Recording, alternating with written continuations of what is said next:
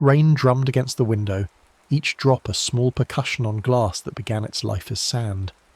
The fire crackled in the hearth, casting amber light across the room, where an old craftsman sat with his grandson, the boy's eyes wide and questioning in the way children's eyes are when the world still holds more mystery than explanation. "Tell me about glass," the boy said, not for the first time. "Tell me how we see through walls."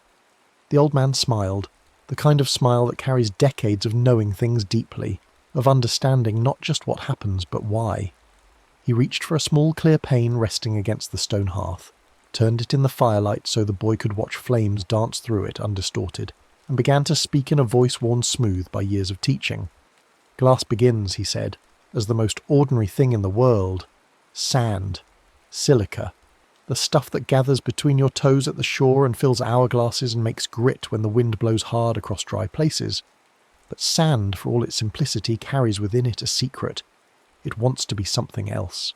It waits, patient as stone, for fire. When heat comes, fierce and unrelenting, when furnaces roar and temperatures climb past the point where most materials surrender their solid form, silica softens. It does not melt cleanly the way ice becomes water, with a sharp boundary between states. Instead, it passes through a strange threshold, becoming viscous, flowing like honey made of light, atoms loosening their grip on rigid structure, but not abandoning it entirely. This is the moment of transformation. This is when sand forgets it was ever sand.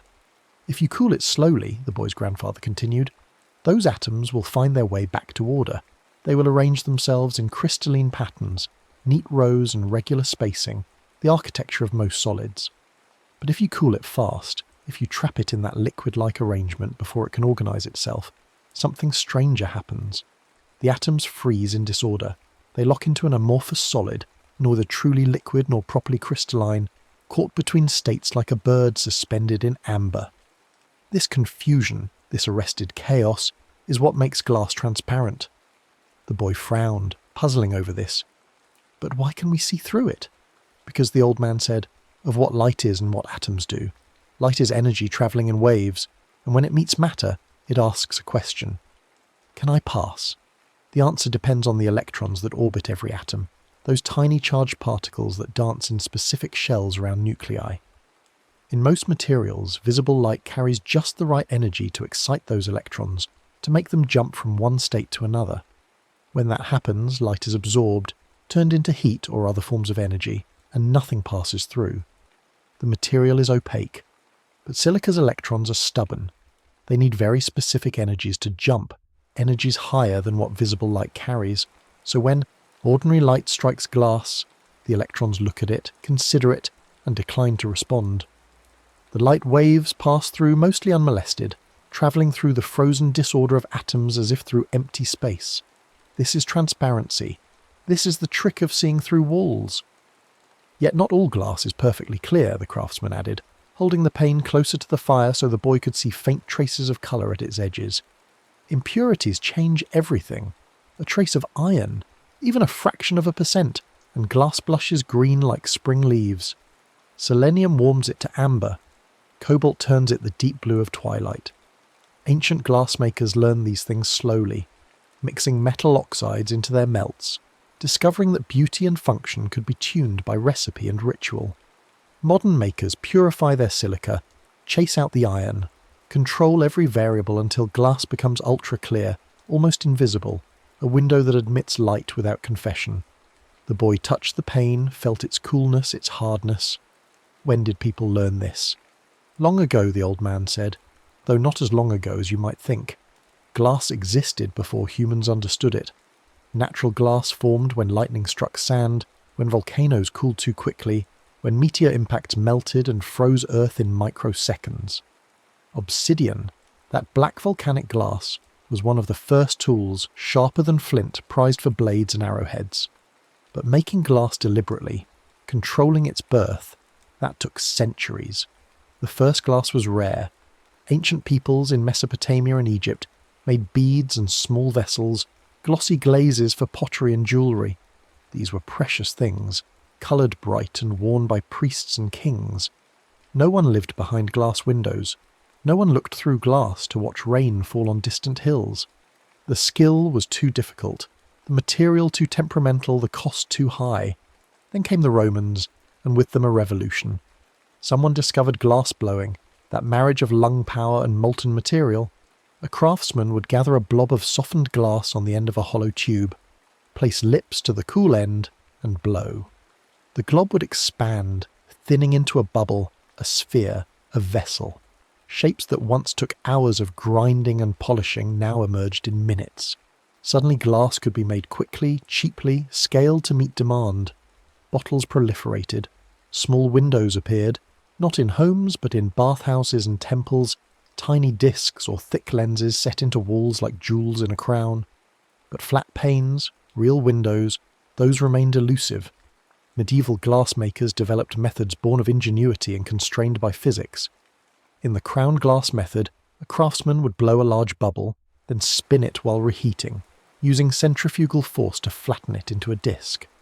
The centre, where the blowpipe had attached, formed a thick bullseye, and around it the glass thinned into usable sheets. Cut into pie slices, these pieces became small windows, each bearing the wavy textures and ripples of its spinning birth. You can still see them in old churches, those uneven panes that distort light in ways modern glass never would, each imperfection a fingerprint of hands long turned to dust. The cylinder method came later. Blow a long tube, slice it lengthwise, reheat and flatten it into a sheet. This yielded larger panes but demanded skill and patience. The glass still held bubbles, ripples, variations in thickness. Windows were expensive and imperfect, but they were windows. They kept weather out while letting light in. They allowed humans to see beyond walls without surrendering shelter. The old craftsman paused, poured himself tea from a pot by the fire, watched steam rise and dissipate. The boy waited, knowing interruption would break the spell of the telling. Everything changed in the modern age, the grandfather continued. Someone conceived of float glass, a method so elegant it seems impossible until you witness it. Picture a furnace pouring molten glass in a continuous ribbon onto a bath of molten tin. The tin stays liquid, perfectly flat, and the glass ribbon floats atop it like oil on water. Surface tension pulls the glass smooth. The tin's flatness becomes the glass's flatness. As the ribbon moves along the bath, it cools slowly, controlled precisely, until it solidifies into sheets of nearly perfect uniformity. No spinning, no blowing, no grinding, just gravity and chemistry conspiring to create atomically smooth surfaces. This process, called annealing, the old man explained, relieves internal stresses. Glass cooled too quickly holds tension within its structure, invisible fault lines waiting to crack under temperature change or impact. Annealing is a slow cooling, a thermal massage that lets atoms settle gently into their final arrangement.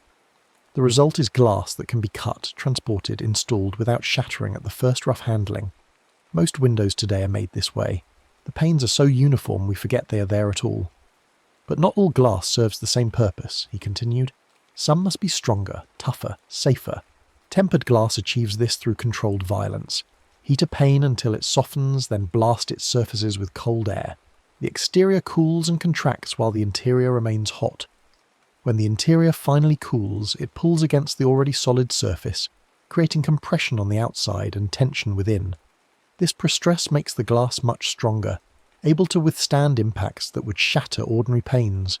And when tempered glass finally fails, when force exceeds even its enhanced strength, it does not break into jagged daggers, but crumbles into small, relatively harmless cubes.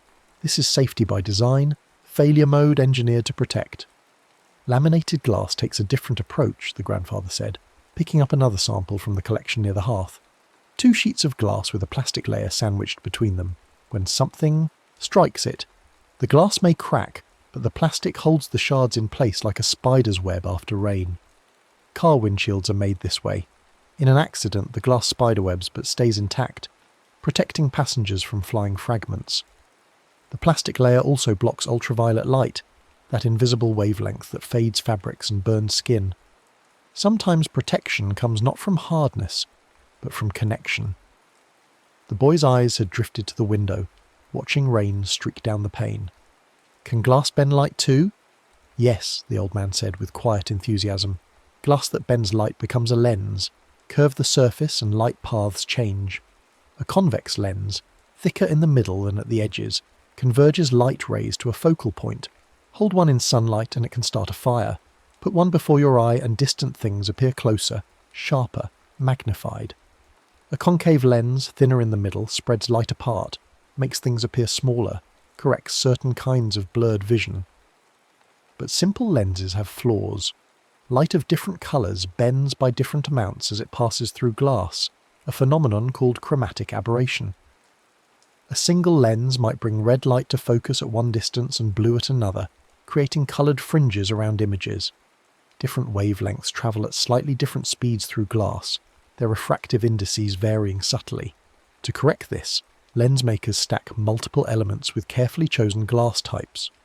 One element's error cancels another's.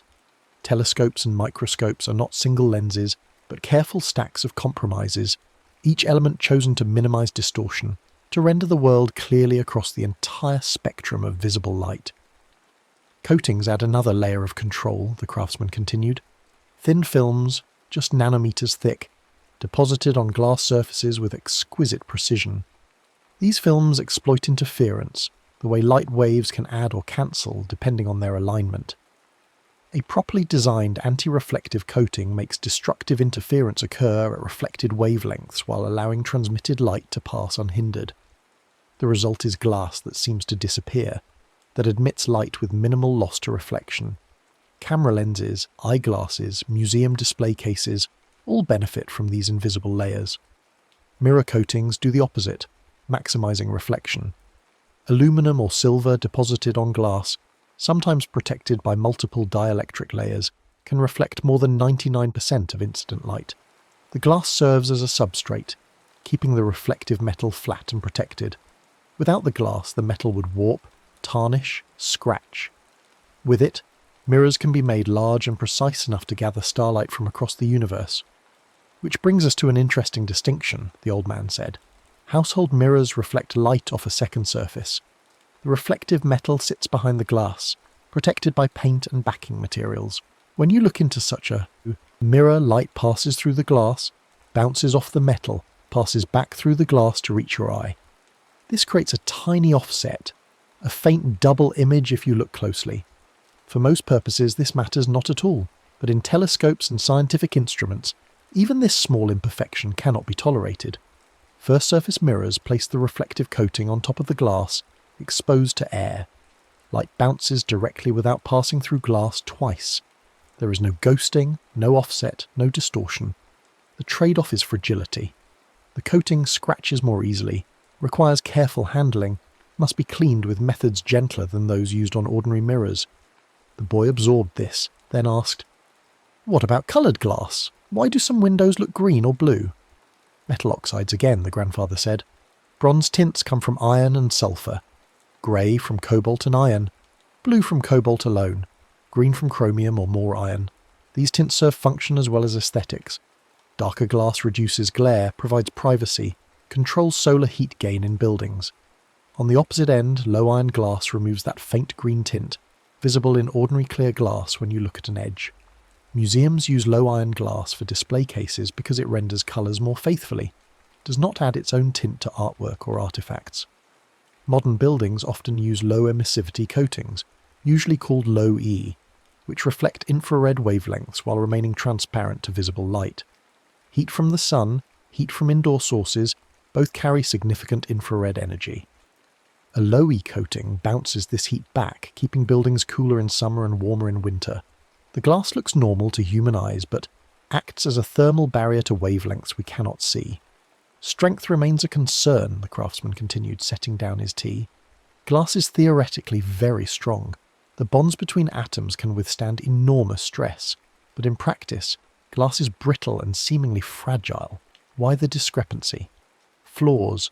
Every piece of glass contains microscopic surface imperfections, tiny scratches and pits and inclusions. These flaws concentrate stress. When force is applied, stress focuses at the flaw's tip, growing, propagating, turning a tiny scratch into a catastrophic crack. This is why a small graze from a diamond can allow you to snap a thick pane with your hands. The flaw gives the crack somewhere to start. Chemical tempering addresses this. Phone screens, for instance, are soaked in molten salt baths where larger potassium ions exchange with smaller sodium ions in the glass surface. This creates compressive stress, much like thermal tempering but without the thickness limitations. The result is glass thin enough for phones, yet tough enough to survive drops onto concrete. Trade names like Gorilla Glass describe various formulations of aluminosilicate glass enhanced through this ion exchange process. Some applications demand even greater durability. Sapphire, a crystalline form of aluminum oxide, is harder than any glass, nearly as hard as diamond. Watch crystals and camera lens covers sometimes use sapphire for scratch resistance. But sapphire is expensive, difficult to manufacture in large pieces, and reflects more light than glass unless coated. For most uses, cost outweighs benefit. Transparent ceramics occupy a niche between glass and sapphire. Materials like Alon, aluminum oxynitride, or magnesium aluminate spinel offer extreme hardness and durability while remaining transparent to visible and infrared light. Military vehicles use these for armor windows, protecting crews while allowing clear sight lines. The manufacturing process is complex and costly, limiting use to applications where nothing else suffices. The old man paused, studied the boy's face for signs of fatigue or wandering attention, found neither. He continued, "Glass can also be drawn into fibers, thin as human hair, and these fibers revolutionize communication. Ultra-pure silica, purified until impurities measure in parts per billion, is heated and pulled into long continuous strands. Light entering one end of such a fiber reflects internally, bouncing off the interface between the fiber's core and cladding in a phenomenon called total internal reflection. The light never escapes. It travels along the fiber for kilometers, tens of kilometers, even crossing oceans with surprisingly little loss. Pair these fibers with lasers and electronic repeaters, and you have the infrastructure of modern communication. Data encoded as pulses of light streams through submarine cables, connecting continents, carrying conversations and videos and the sum of human knowledge across distances that would have seemed impossible mere decades ago. The internet, that invisible lattice connecting billions of people, runs largely on glass threads carrying photons through the dark. Mirrors find use beyond vanity and decoration, the craftsman said. Periscopes allow submarine crews to see above water. Scanners in copiers sweep light across documents. Projectors in theatres and homes route images through systems of lenses and mirrors. Telescopes, both earthbound and orbital, rely on precisely shaped mirrors to gather and focus light from distant stars. Some mirrors are segmented, dozens or hundreds of smaller hexagonal pieces aligned to act as one large surface. Actuators nudge these segments constantly, compensating for thermal expansion, gravitational distortion, keeping the collective surface accurate to nanometers. Then there are digital micro-mirror devices, chips containing millions of tiny mirrors, each smaller than a human hair and mounted on hinges. These mirrors tilt thousands of times per second, reflecting light toward or away from a projection lens. By controlling which mirrors are on and which are off, and for how long, a projector can create full-color moving images. The image you see on a screen may be generated by millions of minuscule mirrors dancing in perfect coordination, directing light with precision measured in microseconds. One-way mirrors, the boy asked about those, having seen them in films and stories. The old man smiled. They are not truly one-way, he explained. They are partially reflective glass or film, often with a metal coating thin enough to let some light pass. The trick is lighting. If one side is brightly lit and the other dark, someone in the bright room sees only reflection, their own image bouncing back. But someone in the dark room sees through the glass into the bright space beyond. Equal lighting reveals the illusion. Both sides become visible. The mirror's magic depends entirely on the imbalance of light, on physics exploited but not violated. Smart glass extends this control, the grandfather said. Electrochromic panes darken or lighten in response to applied voltage, dimming windows to reduce glare or heat, without curtains or blinds. Polymer-dispersed liquid crystal films switch between frosted and clear states, providing privacy on demand. Photochromic glass darkens in sunlight, lightens in shade, using chemical reactions triggered by ultraviolet exposure. Buildings and vehicles increasingly incorporate these technologies, balancing comfort, energy efficiency and occupant control. Thermal properties matter too. Glass by itself insulates poorly. Heat passes through it readily, but trap air between 2 or 3 panes, creating insulated glazing units, and thermal performance improves dramatically. The trapped air, or sometimes argon or krypton gas, conducts heat far less efficiently than solid glass. Add low-E coatings and the insulation improves further. These assemblies keep buildings warmer in winter, cooler in summer, reducing energy costs and environmental impact. Some glass must resist thermal shock, rapid temperature changes that cause most materials to crack. Borosilicate glass, familiar as Pyrex and similar brands, incorporates boron oxide into its formula. This reduces the glass's coefficient of thermal expansion, meaning it expands and contracts less with temperature changes. Bake a borosilicate dish in an oven, then plunge it into cold water, and it survives uncracked. Ordinary soda-lime glass would shatter from the stress. Stove and oven doors use specialized glass ceramics that resist even greater extremes. These materials begin as glass but are heat-treated to form microscopic crystals within the amorphous matrix. The result combines glass's transparency with ceramic's thermal stability. You can place a pan of ice on a hot burner without the glass breaking, though practical sense suggests otherwise. The perception of mirrors fascinates people, the old man said. Many believe mirrors reverse left and right. They do not. They reverse front and back, near and far. Stand facing a mirror and raise your right hand. Your reflection raises its left hand because the reflection is facing you, as if another person stood opposite. If you could view yourself from behind, the reflection would match. The confusion arises because humans usually rotate around a vertical axis to face opposite directions. We interpret the mirror's front-back reversal as a left-right reversal because of how we imagine turning around. Funhouse mirrors distort through curvature. A convex mirror makes you appear short and wide. A concave mirror stretches you tall and thin. Combine curves and the distortions multiply, creating grotesque or comic exaggerations of form. These are pure geometry, light obeying the same laws of reflection, but encountering surfaces that bend those paths in unexpected ways. Optical specifications quantify what our eyes perceive as clarity, the craftsman explained. Transmittance measures the percentage of light that passes through. High transmittance means less light absorbed or reflected. Reflectance is light bounced back. Haze describes wide-angle scattering, light that deviates from its intended path. Low haze means sharp, clear views. High haze makes things look foggy even if the glass is clean.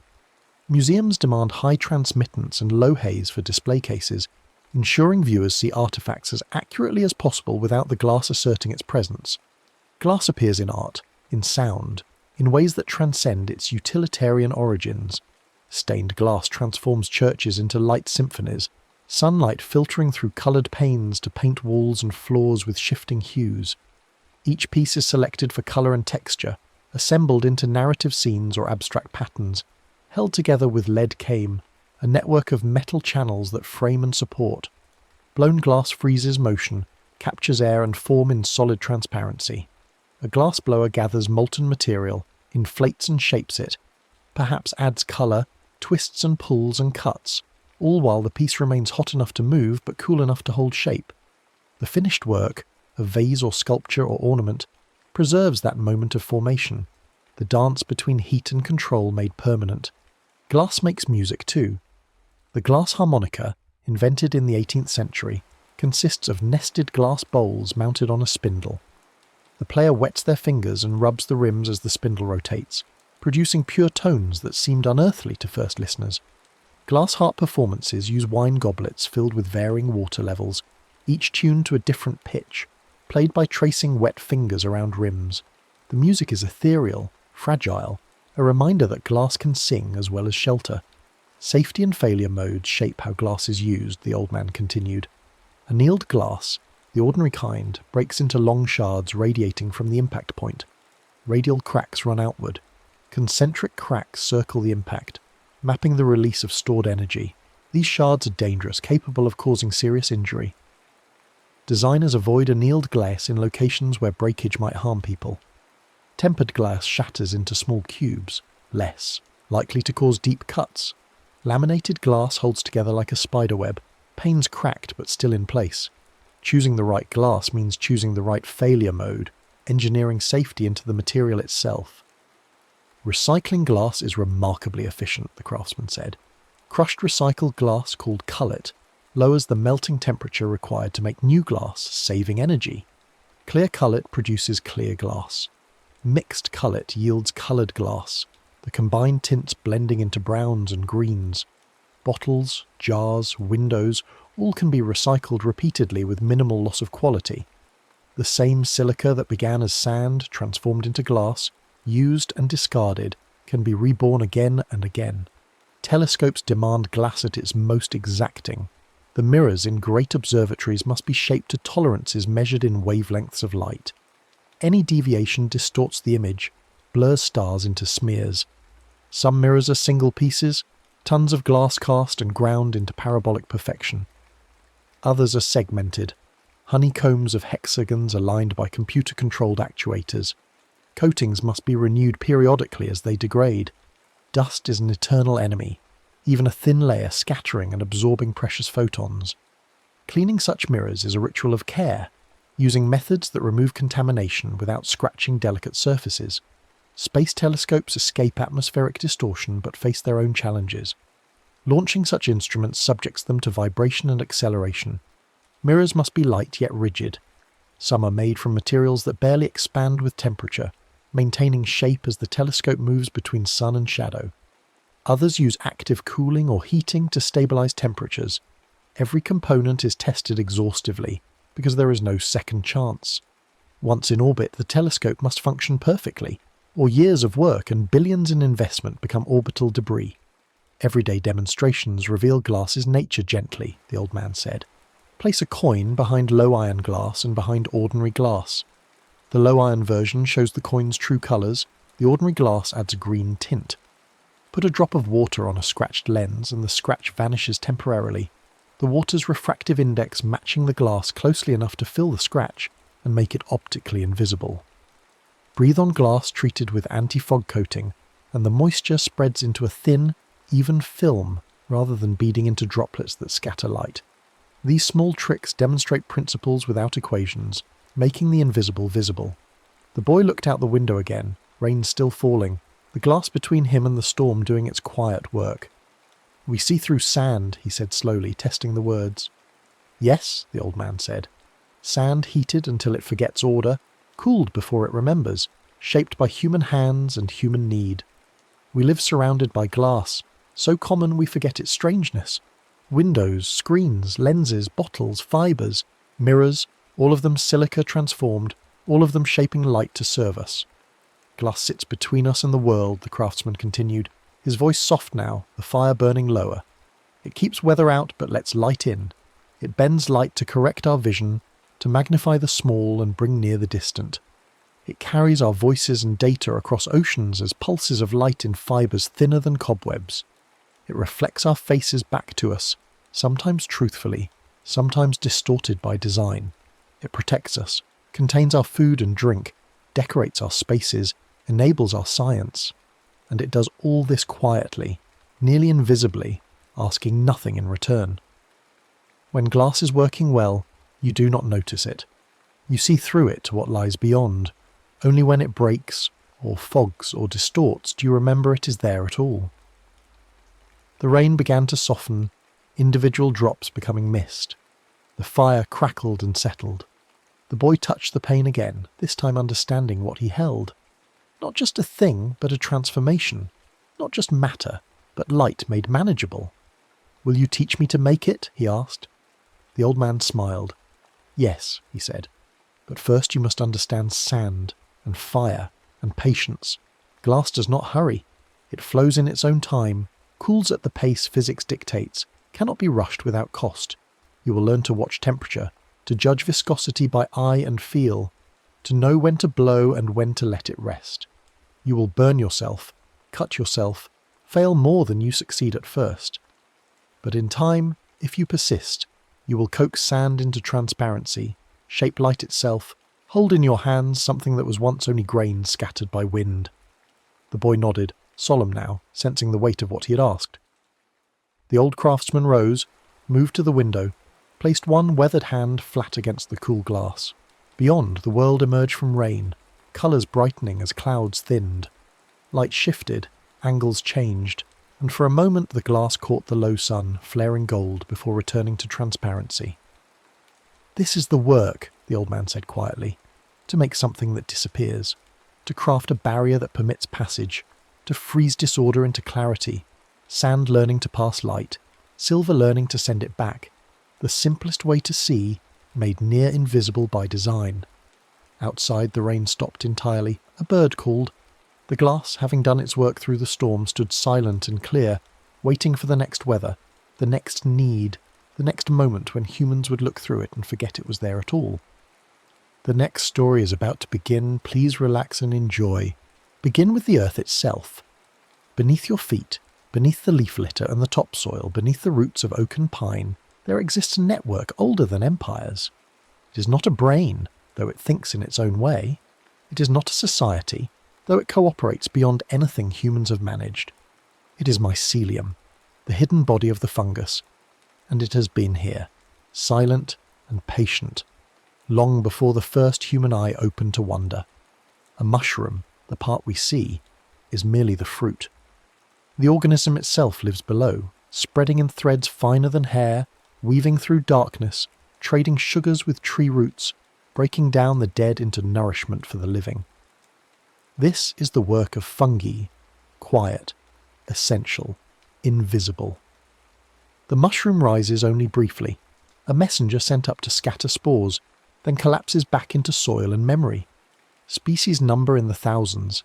Some glow faintly in the dark, others grow shelf-like on dying trees, patient architects of decay.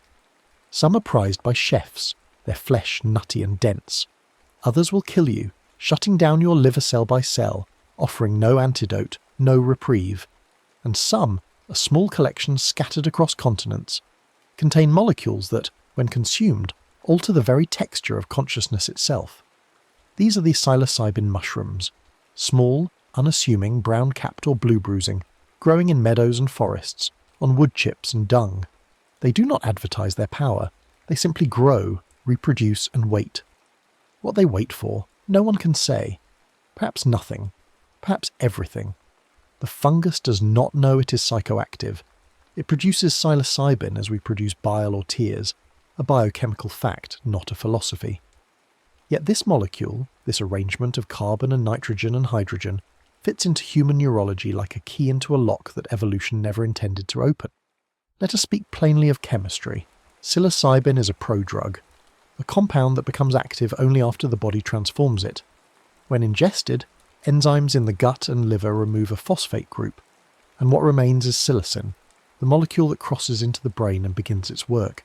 Psilocin is structurally similar to serotonin, a neurotransmitter your body uses to regulate mood, sleep and perception. The resemblance is not metaphorical. Under a microscope, the two molecules could be siblings. This structural mimicry allows psilocin to bind to serotonin receptors, particularly the 5-HT2A receptor, and in doing so it shifts the patterns of communication between brain regions. Imagine a city at night viewed from above.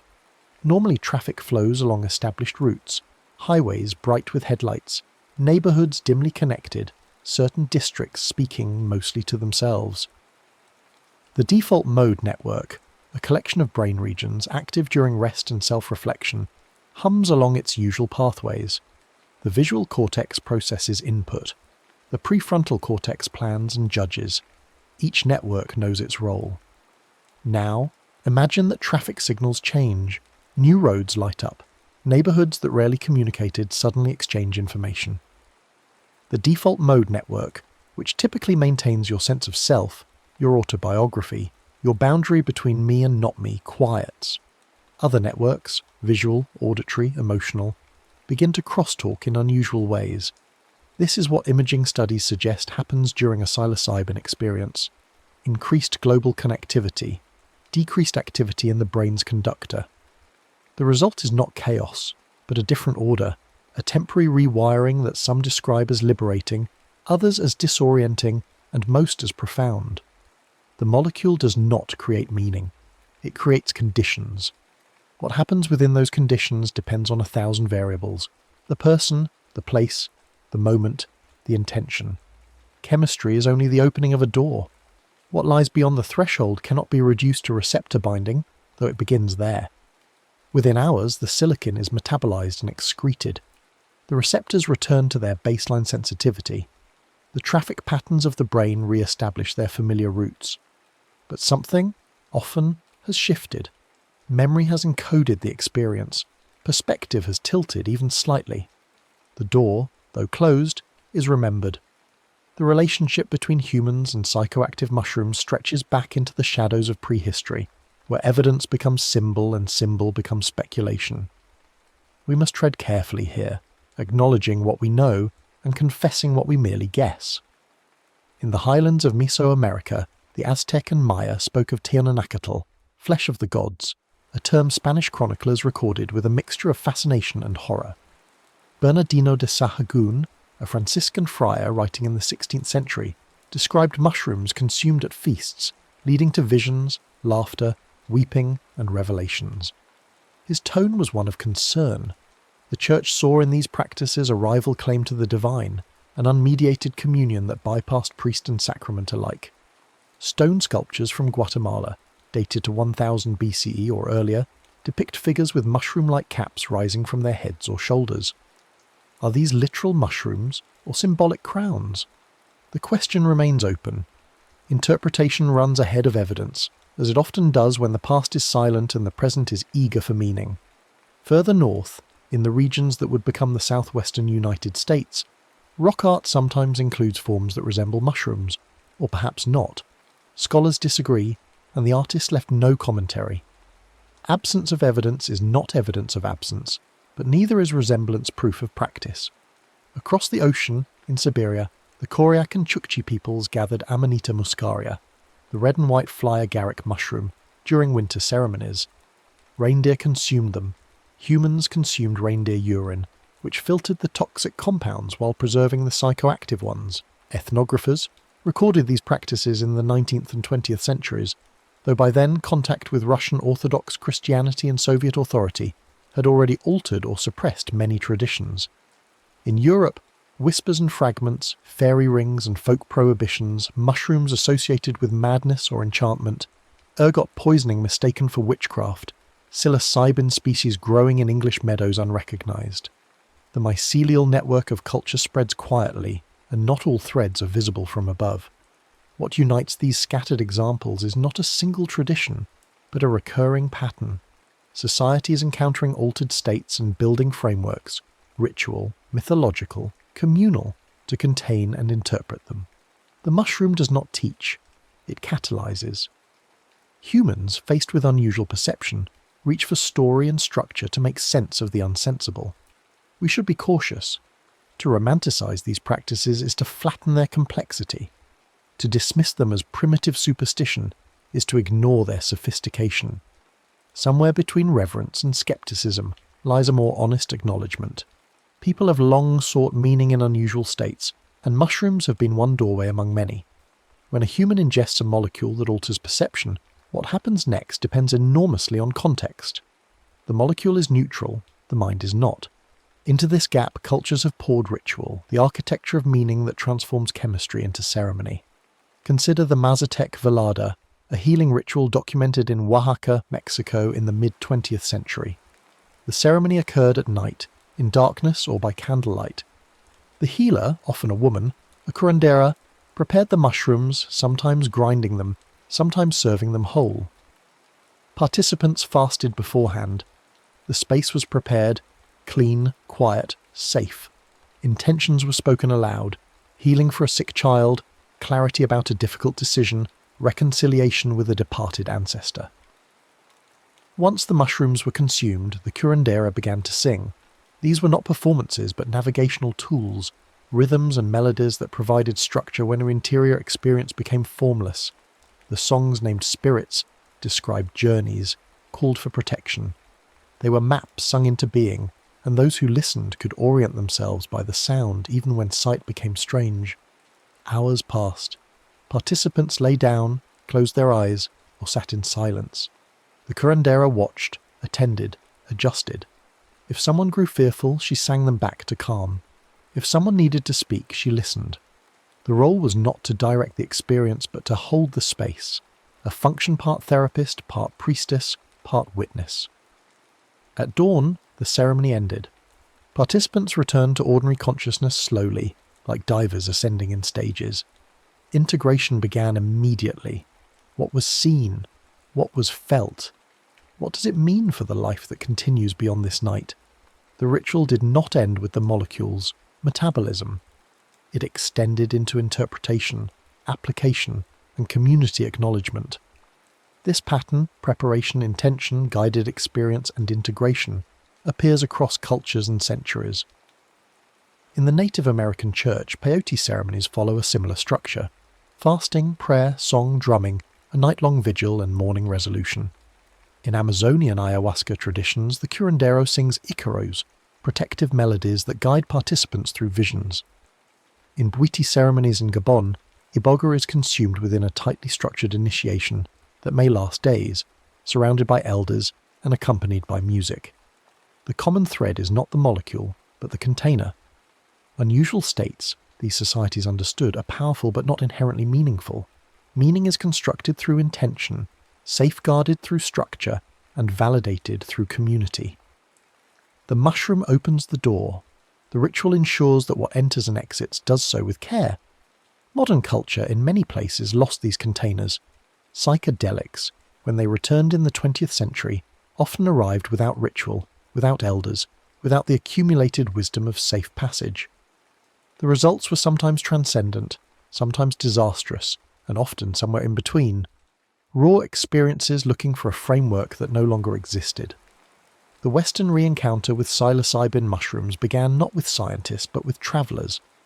In 1955, R. Gordon Wasson, a banker and amateur mycologist, travelled to Oaxaca and participated in a velada led by Maria Sabina, a Mazatec healer.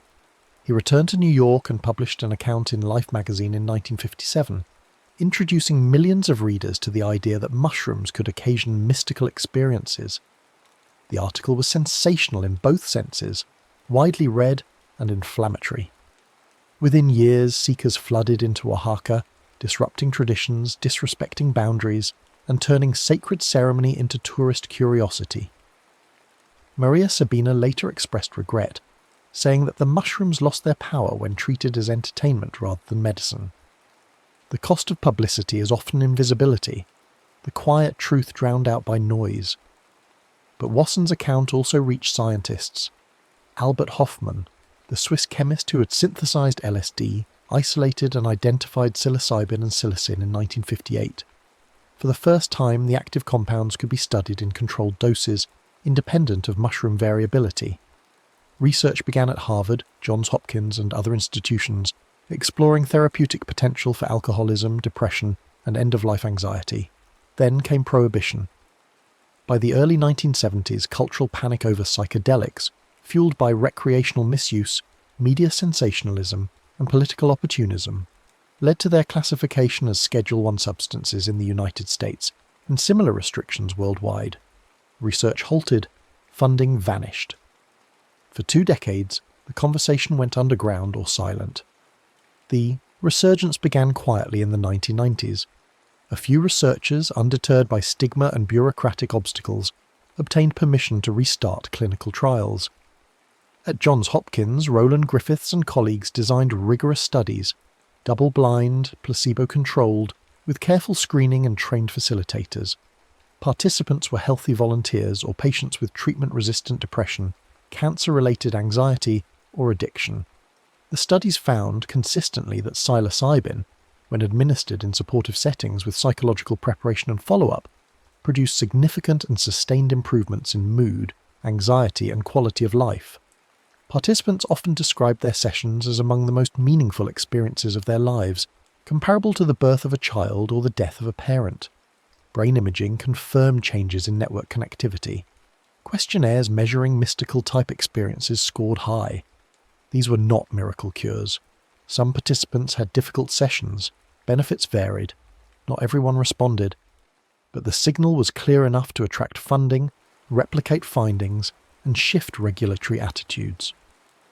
By the 2020s, psilocybin therapy had received breakthrough therapy designation from the FDA for depression, and clinical pathways were opening in several countries. The modern research model differs fundamentally from recreational use. Sessions occur in controlled environments, comfortable rooms with soft lighting, carefully curated music, trained guides present throughout. Participants undergo screening to exclude those at risk for psychosis or severe mental illness. Preparation sessions establish trust and set intentions. Integration sessions afterward help translate experience into insight, and insight into behavior change. This is not shamanism, but it borrows from the same insight. Setting, and support shape outcomes. The molecule is the same whether consumed on a mountaintop, in a laboratory, or at a music festival. What changes is the container, and the container changes everything. To understand what psilocybin does, we must first understand what the brain does when left to itself. Modern neuroscience has moved beyond viewing the brain as a collection of regions performing discrete tasks, and toward understanding it as a network of networks, clusters of areas that communicate preferentially with one another, creating functional modules. One such network, the default mode network, has garnered particular attention. It includes the medial prefrontal cortex, posterior cingulate cortex, and parts of the parietal lobe. The default mode network is most active when we are not focused on external tasks, when we daydream, remember the past, imagine the future, or think about ourselves. The default mode network is, in a sense, the neural correlate of the self. It constructs the narrative I, the continuity of identity across time, the sense of being a person with a history and a future, separate from others. This is not a bad thing. It allows for planning, self-reflection, and social navigation. But it also reinforces boundaries. Me versus you, past versus present, what I am versus what I could be. Psilocybin, studies suggest, decreases activity in the default mode network. At the same time, it increases connectivity between networks that normally operate relatively independently.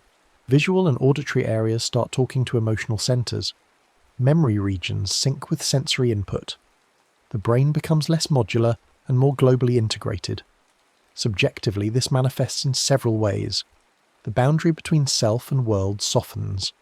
Music feels not just heard, but experienced as structure, emotion, and narrative all at once.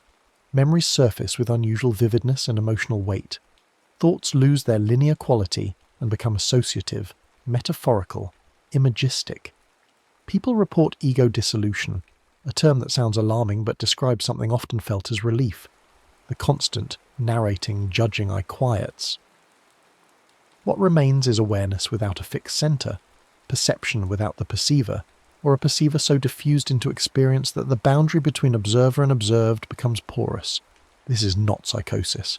Psychosis involves loss of reality testing, an inability to distinguish internal experience from external fact.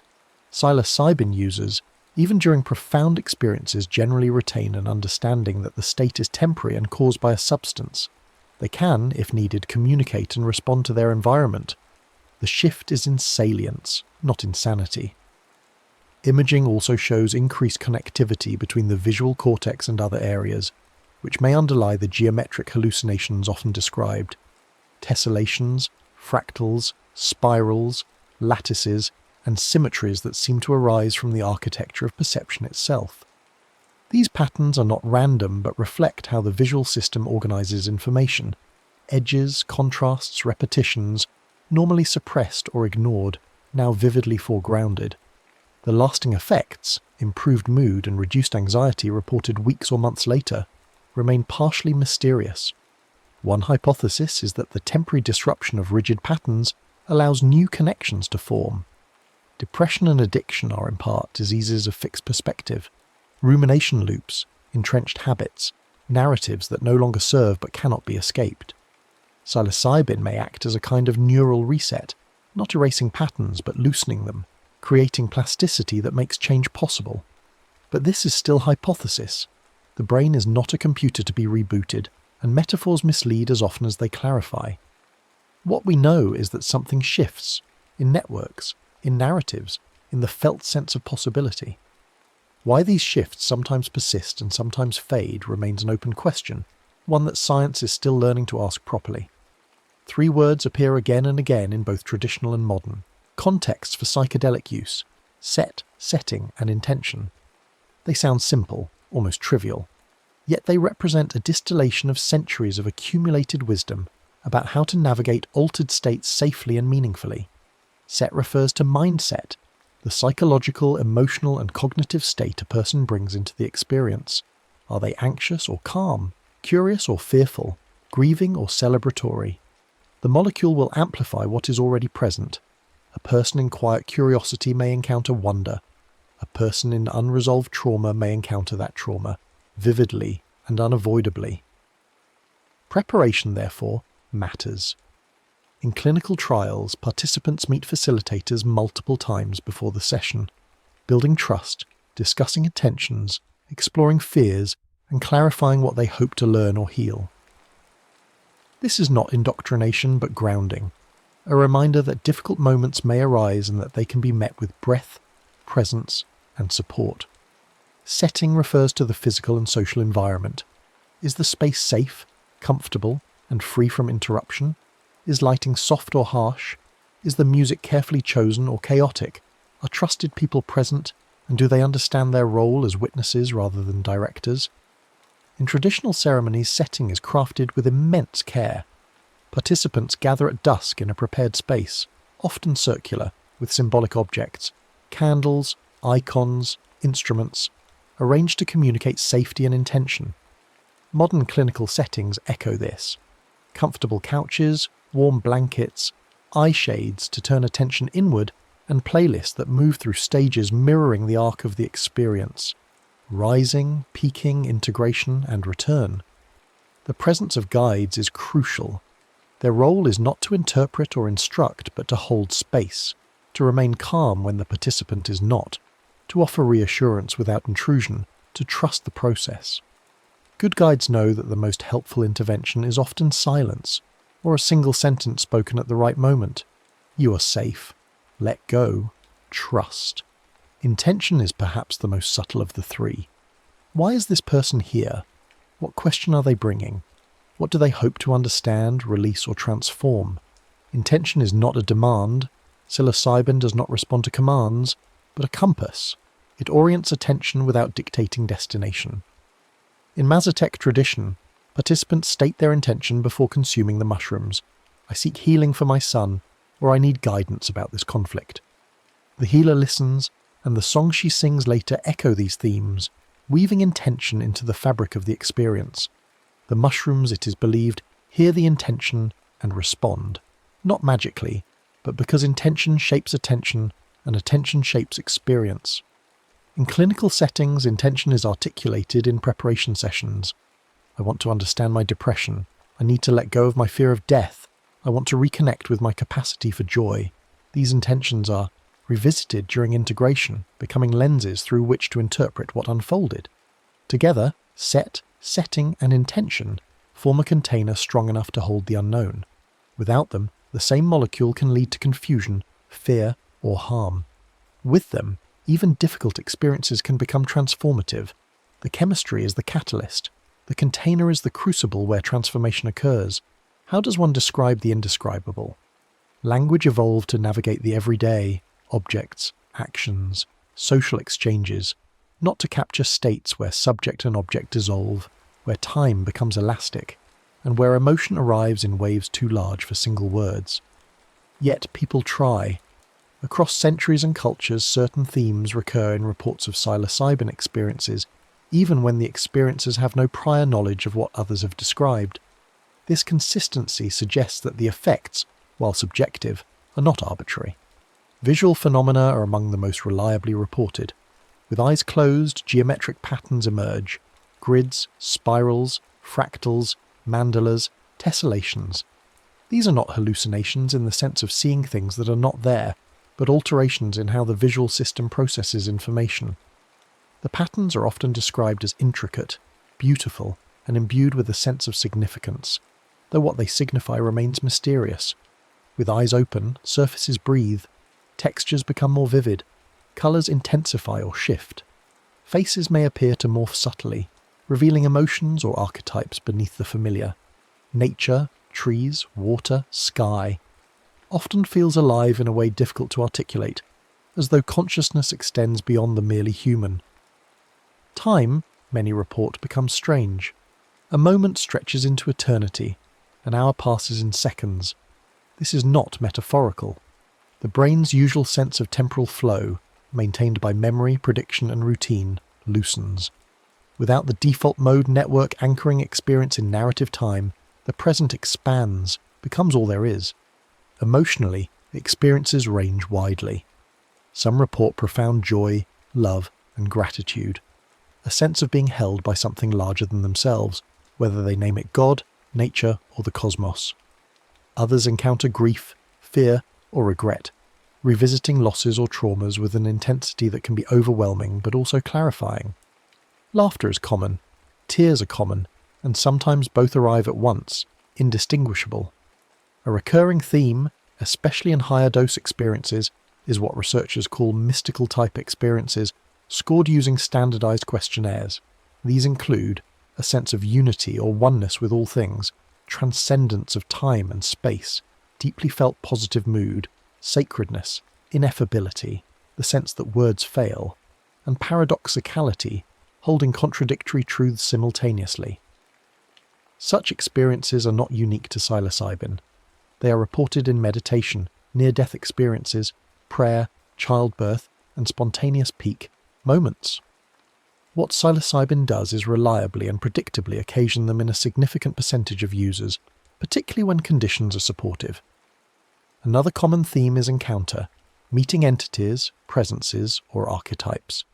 Some describe conversations with deceased loved ones. Others meet guides, animals, or beings of light. Are these real? Are they projections of the unconscious?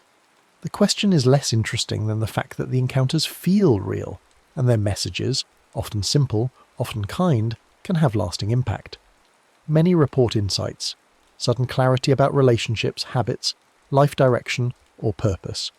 These are not intellectual conclusions, but felt truths, arriving with emotional weight. I saw that I have been afraid to love. I understood that my mother did the best she could. I realized I do not have to carry this anymore. Whether these insights endure depends on integration, the work of translating vision into action. But not all experiences are positive. Some are neutral, confusing or boring. Others are terrifying, confrontations with death, dissolution, chaos, or personal shadow material. These difficult experiences, when held with support, can be among the most therapeutically valuable, though they are not easy to endure. The mushroom does not promise comfort. It promises truth, and truth is not always gentle. To speak of benefits without acknowledging risks is to fail in honesty. Psilocybin is not benign simply because it comes from nature. Hemlock is natural. Nightshade is natural. Nature is indifferent to human well-being, and molecules do not carry moral weight, only consequences. Physically, psilocybin is remarkably safe. There is no known lethal dose in humans. The LT50 in animal studies is extraordinarily high. Overdose is not a concern in the same way it is for opioids or alcohol.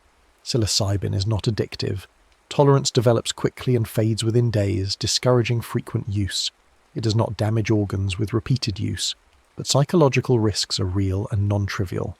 The most common acute risk is a bad trip. Overwhelming fear, paranoia, panic or confusion during the experience. This is more likely with high doses, unsupportive settings or pre-existing anxiety. While temporary, such episodes can be deeply distressing, and without proper support they may lead to dangerous behaviour, fleeing into traffic, jumping from heights, harming oneself or others in a state of terror. A rarer but serious risk is hallucinogen persisting perception disorder, in which visual distortions continue long after the substance has left the body. Symptoms include trails, halos, or persistent geometric patterns. For most, this is transient and mild. For a few, it is debilitating and chronic. The incidence is unclear, the mechanism unknown, and treatment options limited. More concerning is the potential to precipitate or worsen serious mental illness in vulnerable individuals. Psilocybin can trigger latent psychosis in those with schizophrenia or bipolar disorder. It can exacerbate depression or anxiety in some cases, though it alleviates them in others.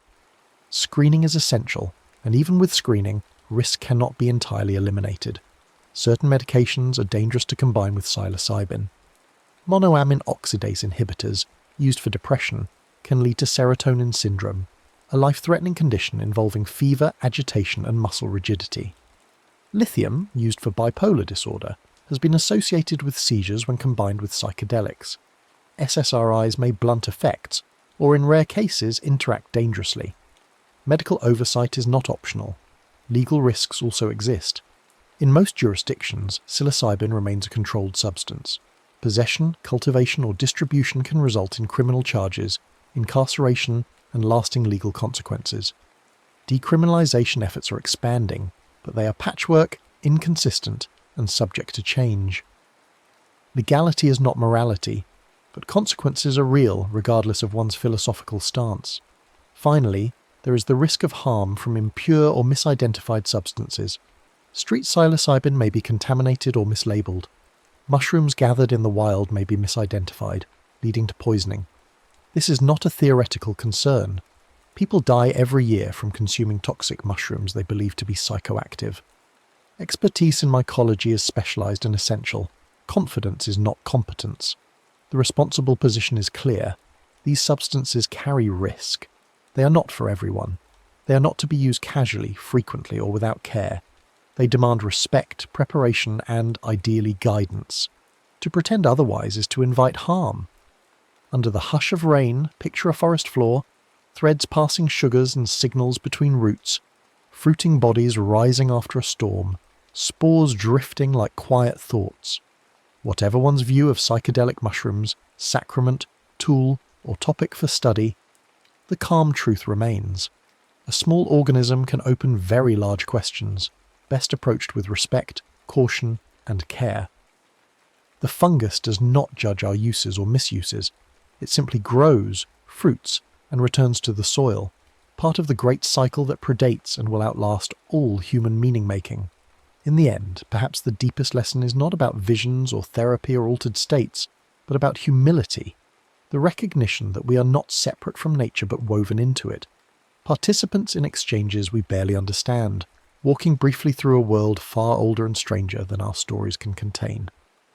The next story is about to begin. Please relax and enjoy. Before men knew the secret of the forge, before bronze gleamed in sunlight or iron sang against stone, there were only sharpened rocks and splintered wood. The world was vast and wild, and humanity, soft of skin and slow of foot, clung to survival by wit alone. It was fire that changed everything.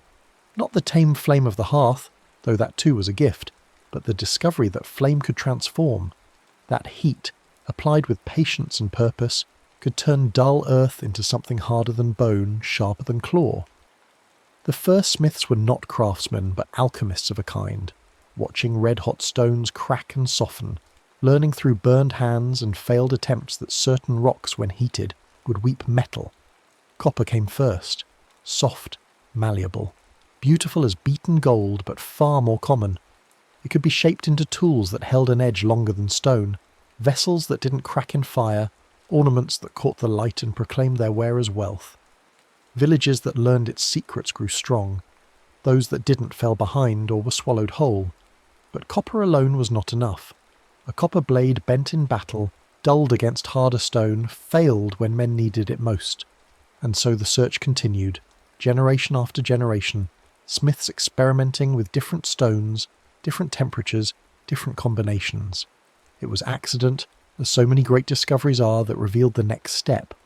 Tin, a rare metal, soft and nearly useless on its own, when mixed with copper in the heat of the crucible, produced something new, something stronger, bronze. The discovery rippled outward like a stone cast into still water. Bronze tools cleared forests faster.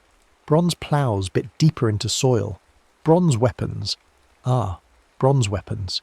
These changed the very nature of power. A man with a bronze sword could face 10 with copper.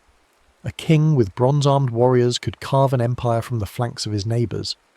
The Bronze Age had begun, though no one living then would have called it such. They knew only that the world had grown harder, sharper, more dangerous, that smiths became valued as priests once were, their forges sacred spaces where earth became something more than earth.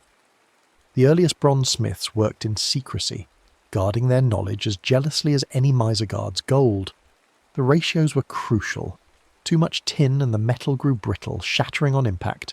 Too little, and it remained soft as copper. 9 parts copper to 1 part tin. This was the formula whispered from master to apprentice, protected by oaths and sometimes by blood. Kingdoms rose on the strength of their bronze. In Mesopotamia, in the valley between 2 rivers, cities grew tall behind bronze-tipped walls. In Egypt, pharaohs commanded armies sheathed in bronze scale, their chariots fitted with bronze wheels that could crush bone without breaking. Across the sea, in Crete, the palace at Knossos held storerooms stacked with bronze ingots, each stamped, with the sign of the double axe. And in the lands that would one day be called Greece, bronze flowed like water during summer, pouring into moulds for spearheads, swords, armour, and the great round shields that would thunder against each other at Troy. But bronze required trade. Copper could be found in many places, but tin was rare, concentrated in distant lands. Control the tin routes, and you controlled the age. Merchants became powerful, their ships crossing seas, their caravans threading through mountain passes. Wars were fought not for land or glory alone, but for access to the mines that fed the forges. The smith's craft was both art and agony. The furnace had to burn at precise temperatures, hot enough to melt the metals but not so hot they burned away. Bellows pumped by strong arms or patient feet pushed air through charcoal, raising the heat until the crucible glowed white. The smith, face gleaming with sweat and soot, would pour the molten bronze into moulds of clay or stone, each shaped for its purpose. Swords were not simply poured and finished. The blade, once cooled and removed from its mould, was rough, pitted, imperfect. It had to be ground against stone, edge after edge, until the bronze took on that peculiar sharpness, not as keen as later iron would be, but deadly enough. Then came the polishing, the fitting of the hilt, the balance tested and retested until the weapon felt like an extension of the arm rather than a tool held in the hand. The greatest smiths signed their work, or marked it with symbols known only to initiates. A fine blade might carry the mark of its maker for generations, passed from father to son, bearer to bearer, its edge resharpened 100 times until the bronze grew thin and finally failed. In war, bronze sang. Shield against shield, the crash echoed across battlefields. Spears shattered against armour, or punched through where the bronze was thin or poorly made. Swords, shorter than those of later ages, were used to stab and hack in close quarters, where men's breath mingled and blood ran in the dust. The heroes of that age wore bronze as both protection and proclamation. Achilles' armour, forged by Hephaestus himself if the poets are to be believed, was described in loving detail. The shield with its scenes of war and peace, the breastplate that turned aside every blow, the greaves that encased his legs.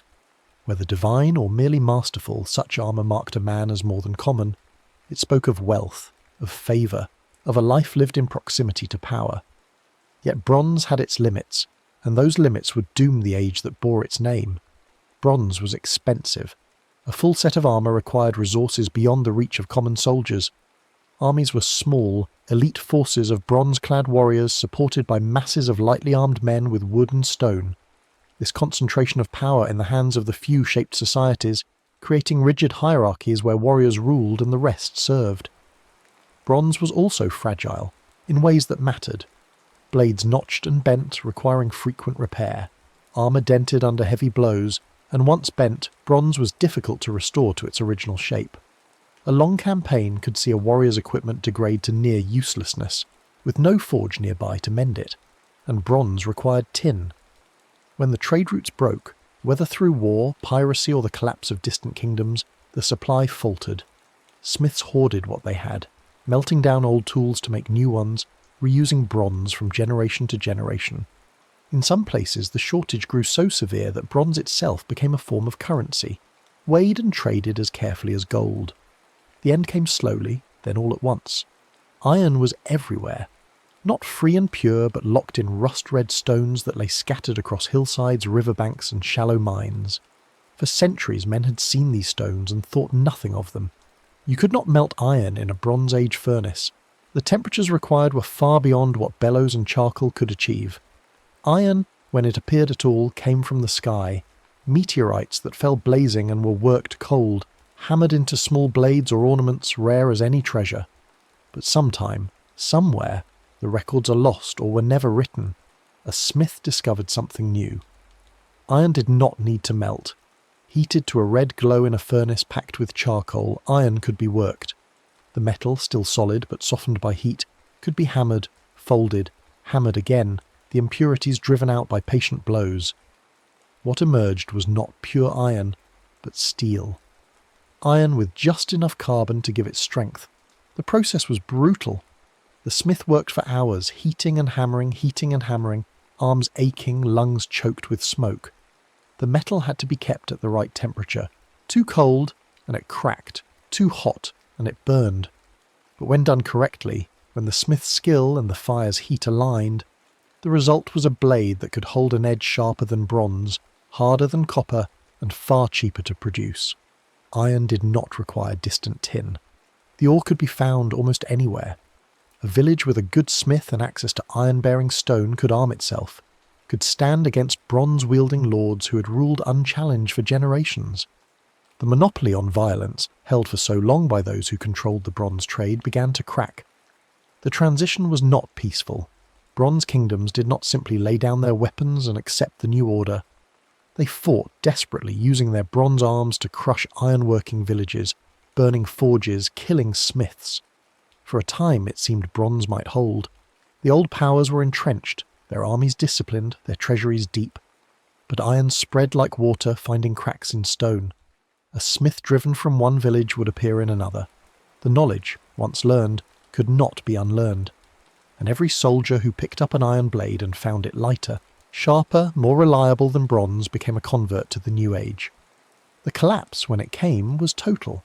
Historians call it the Bronze Age collapse, a cascade of disasters that swept across the Mediterranean and Near East around 1200 BCE.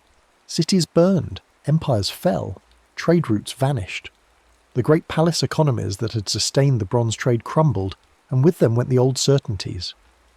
Into the chaos came iron, not as saviour, but as survivor. Iron could be worked locally without the extensive trade networks bronze required. A small community could sustain a smith. A tribe on the move could carry the knowledge with them. When the dust settled and men began to rebuild, they built with iron. The early iron was crude. Smiths were still learning, still experimenting. Blades were brittle or soft, snapping in combat or bending like copper. But the craft improved, generation by generation, technique by technique. Smiths learned to quench heated iron in water or oil, shocking the metal into greater hardness. They learned to temper the quenched blade, reheating it gently to reduce brittleness, finding the balance between hard and flexible. Pattern welding emerged. Multiple strips of iron and steel twisted and forged together, creating blades with distinctive patterns in the metal and strength beyond what any single piece could achieve. These blades were art and function intertwined, their wavy lines proof of the smith's mastery. The sword changed shape. Bronze swords, limited by the metal's properties, had been relatively short, designed for stabbing as much as cutting. Iron allowed longer blades, true cutting weapons that could strike from farther away. The spatha of Rome, the gladius of the legions, the long swords of northern tribes, all were made possible by iron strength. Armour too evolved. Iron plate could be thinner than bronze and still turn a blow. Mail, thousands of interlocking iron rings, provided flexible protection that moved with the body. A warrior in iron mail was better protected than one in bronze plate, and could move more freely besides. But iron's true revolution was not in quality but in quantity. Bronze armies had been small, elite forces. Iron armies could be vast. When every farmer could afford a spear, every village a militia, the nature of war itself transformed. Battles grew larger, bloodier, more decisive. Kingdoms that could field thousands of iron-armed men swept away those that could not. The smith, once a figure of mystery working in isolation, became central to community life. Every town of any size had its forge, the ring of hammer on anvil marking the hours. Children gathered to watch the sparks fly, to feel the heat rolling from the furnace, to imagine the blades that would be born from the fire, and still the craft evolved. Different cultures developed different techniques, each suited to their needs and materials. In India, smiths learned to produce wootz steel, so fine-grained and hard it seemed, magical. In China, blast furnaces reached temperatures hot enough to actually melt iron, producing cast iron for tools and weapons. In Japan, smiths developed elaborate rituals around sword making, folding steel thousands of times to create katanas of legendary sharpness. The Romans, practical as always, standardized their smithing. Every legion had its fabricae, workshops that produced weapons and armor to consistent patterns. A legionary's gladius was not an artwork, but a tool, designed to be reliable, replaceable, effective. The empire ran on iron ploughs that fed the cities, iron tools that built the roads, iron weapons that held the borders. Iron changed agriculture as profoundly as it changed war. Iron ploughs could break ground that bronze could not, opening marginal lands to cultivation. Iron axes cleared forests faster. Iron saws cut timber more cleanly. The population grew because the land could support more people, and the increased population demanded more iron, a cycle that fed itself for centuries. Yet iron had its own vulnerabilities. It rusted. Unlike bronze, which aged to a noble green patina, iron exposed to moisture and air crumbled to red powder. Blades had to be oiled, armour kept dry, tools cleaned after use. Neglect meant decay, and decay meant starting over. The quality of iron varied wildly. A blade forged by a master could last generations. One made by an apprentice might shatter in its first fight. Knowing good iron from bad became crucial, and tales spread of legendary swords and cursed blades, of weapons that brought victory or doom. Some swords earned names. Excalibur, Durandal, Tyrfing, Graham. These were not merely tools but characters in their own right, passed from hero to hero, stained with the blood of giants and kings. The naming of swords suggests something deeper, that the blade, forged in fire and quenched in water, tempered by hammer and heat, contained something beyond metal. Not a soul, perhaps, but a history. Each notch, each stain, each repair told a story. Iron made kingdoms, but it also made heroes. A skilled warrior with a fine blade was worth a dozen common soldiers. Legends grew around swordsmen whose speed and strength seemed superhuman. Miyamoto Musashi in Japan, William Marshall in England, the warriors of myth and saga who could cut through enemies like wheat before the scythe. But heroism in iron was different from heroism in bronze. The Homeric heroes fought in single combat, their bronze arms gleaming, their deeds witnessed by gods. Iron Age warriors fought in lines, shoulder to shoulder, their shields locked, their spears thrust together. There was glory still, but it was shared among the ranks, distributed through the legion or phalanx, rather than concentrated in individual champions. This democratization of violence had profound effects. When every citizen could be a soldier, citizens demanded rights. The hoplite armies of Greece, free men fighting for their cities, became the foundation of democracy. The Roman legions, recruited from among the people, shaped the Republic and later the Empire. Power flowed not just from noble blood, but from the ability to forge iron and train men to use it. Iron also made possible the Great Migrations. Tribes armed with iron weapons and tools could move into new lands, displacing or absorbing those they found. The Celtic expansion across Europe, the Germanic migrations that would topple Rome, the spread of Bantu peoples across Africa, all were enabled by iron. Those with the metal advanced, those without retreated or perished. Iron served well for centuries, but it had limits. Pure iron was too soft for the most demanding uses. The carbon content picked up from the charcoal during forging was inconsistent. A blade might be steel near the edge and nearly pure iron at the spine, its properties varying even within a single piece. What smiths needed was control. Steel, iron with a specific controlled amount of carbon was the answer, but achieving it reliably took time. The crucible steel of India and Persia showed what was possible. Small batches of iron and carbon-rich materials sealed in clay vessels and heated for days, producing ingots of remarkably consistent high-carbon steel. But the process was slow, expensive, and produced only small amounts. The real breakthrough came much later, in the Industrial Age, when furnaces could be built large enough and hot enough to process iron ore in bulk. The Bessemer process, developed in the mid-1800s, blew air through molten iron, burning out impurities and excess carbon in minutes rather than days. For the first time, steel could be made in quantity. What followed was a revolution that dwarfed even the transition from bronze to iron. Steel was stronger, more consistent, more versatile than anything before. It could be cast into massive shapes for bridges and buildings, rolled into thin sheets for ships and trains, drawn into wire for cables and springs.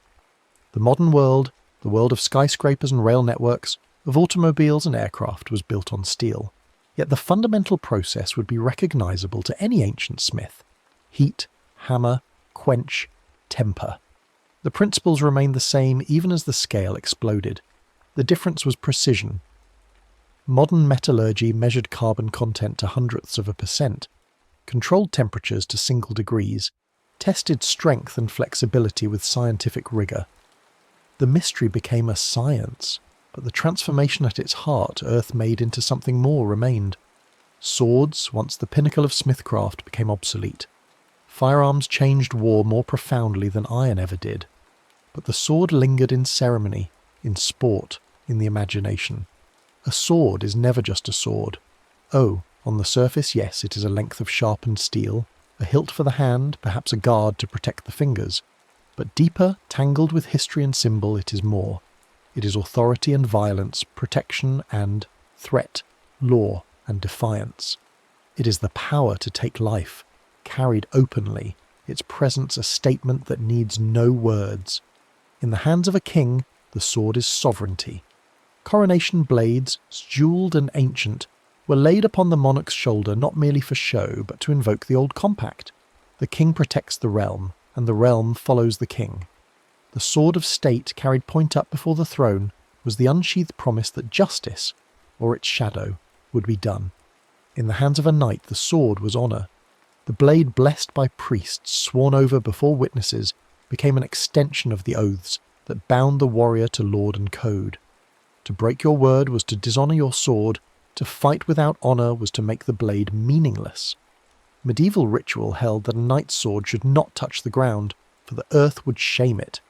Whether this was ever truly practised or merely poetic fancy, it spoke to how the weapon was imagined. As something pure, elevated, separate from base use. In the hands of a commoner, the sword was revolution. When the people took up weapons meant for their betters, when peasants forged crude blades or seized fine ones from fallen lords, the social order trembled. Sumptuary laws and weapon regulations tried to keep swords out of common hands, but such laws were honoured mainly in the breach. A man with a sword, whatever his birth, was a man to be reckoned with. Different cultures shaped different blades, and each blade shaped the culture in turn. The Roman gladius, short and broad, was designed for the press of the legion, for stabbing into the gaps between shields while your own shield protected you. It was a tool of discipline, of coordinated violence, and it built an empire on that discipline. The Viking sword, longer and double-edged, was meant for the individual warrior, the raider who fought in looser formations where room to swing was available. These blades were named and treasured, passed from father to son, sometimes buried with their owners to serve in the afterlife. The sagas tell of swords that sang in battle, that thirsted for blood, that brought doom to those who wielded them unworthily. The Japanese katana, curved and single-edged, was designed for the draw cut, a technique where the blade was drawn from the scabbard and swept through the target in a single motion. The curve helped the blade slide rather than chop, and the differential hardening, soft spine, hard edge gave flexibility and sharpness together. The katana became the soul of the samurai, its forging ritualized, its care a meditation. The longswords of medieval Europe, with their cross guards and longer hilts, allowed two-handed grips for more powerful strikes. These were weapons for armoured combat, designed to bash through defences or find the gaps in plate. Curved sabres, adopted widely in cavalry, were ideal for slashing from horseback. The curve concentrated force at the tip during a swing, and the motion of the horse added speed and power. Hussars and dragoons, Cossacks and Mamluks all favoured the sabre for mounted combat. Rapiers, slim and lethal, emerged as armour declined and civilian duelling rose. These were precision weapons designed to slip past defences and find the heart or throat. The rapier duellist relied on speed, timing, and technique rather than strength. Fencing became an art, and the swordsman an artist, his blade an extension of his will. But weapons carried weight beyond their physical mass. Every blade used in anger bound the wielder to its consequences. A soldier who killed in war carried those deaths, whether mourned or forgotten. A duelist who ran his opponent through might claim honour, but the blood remained. And the executioner's sword, heavy-bladed and blunt-tipped, carried the weight of the state's judgment, each swing ending a life by decree rather than passion. Swords appeared in law as well as war. To swear upon a sword was to invoke its power as witness. To break a sword was to break its wielder's status. Knights were unmade by having their blades snapped before them. To present a sword, hilt first was to offer peace.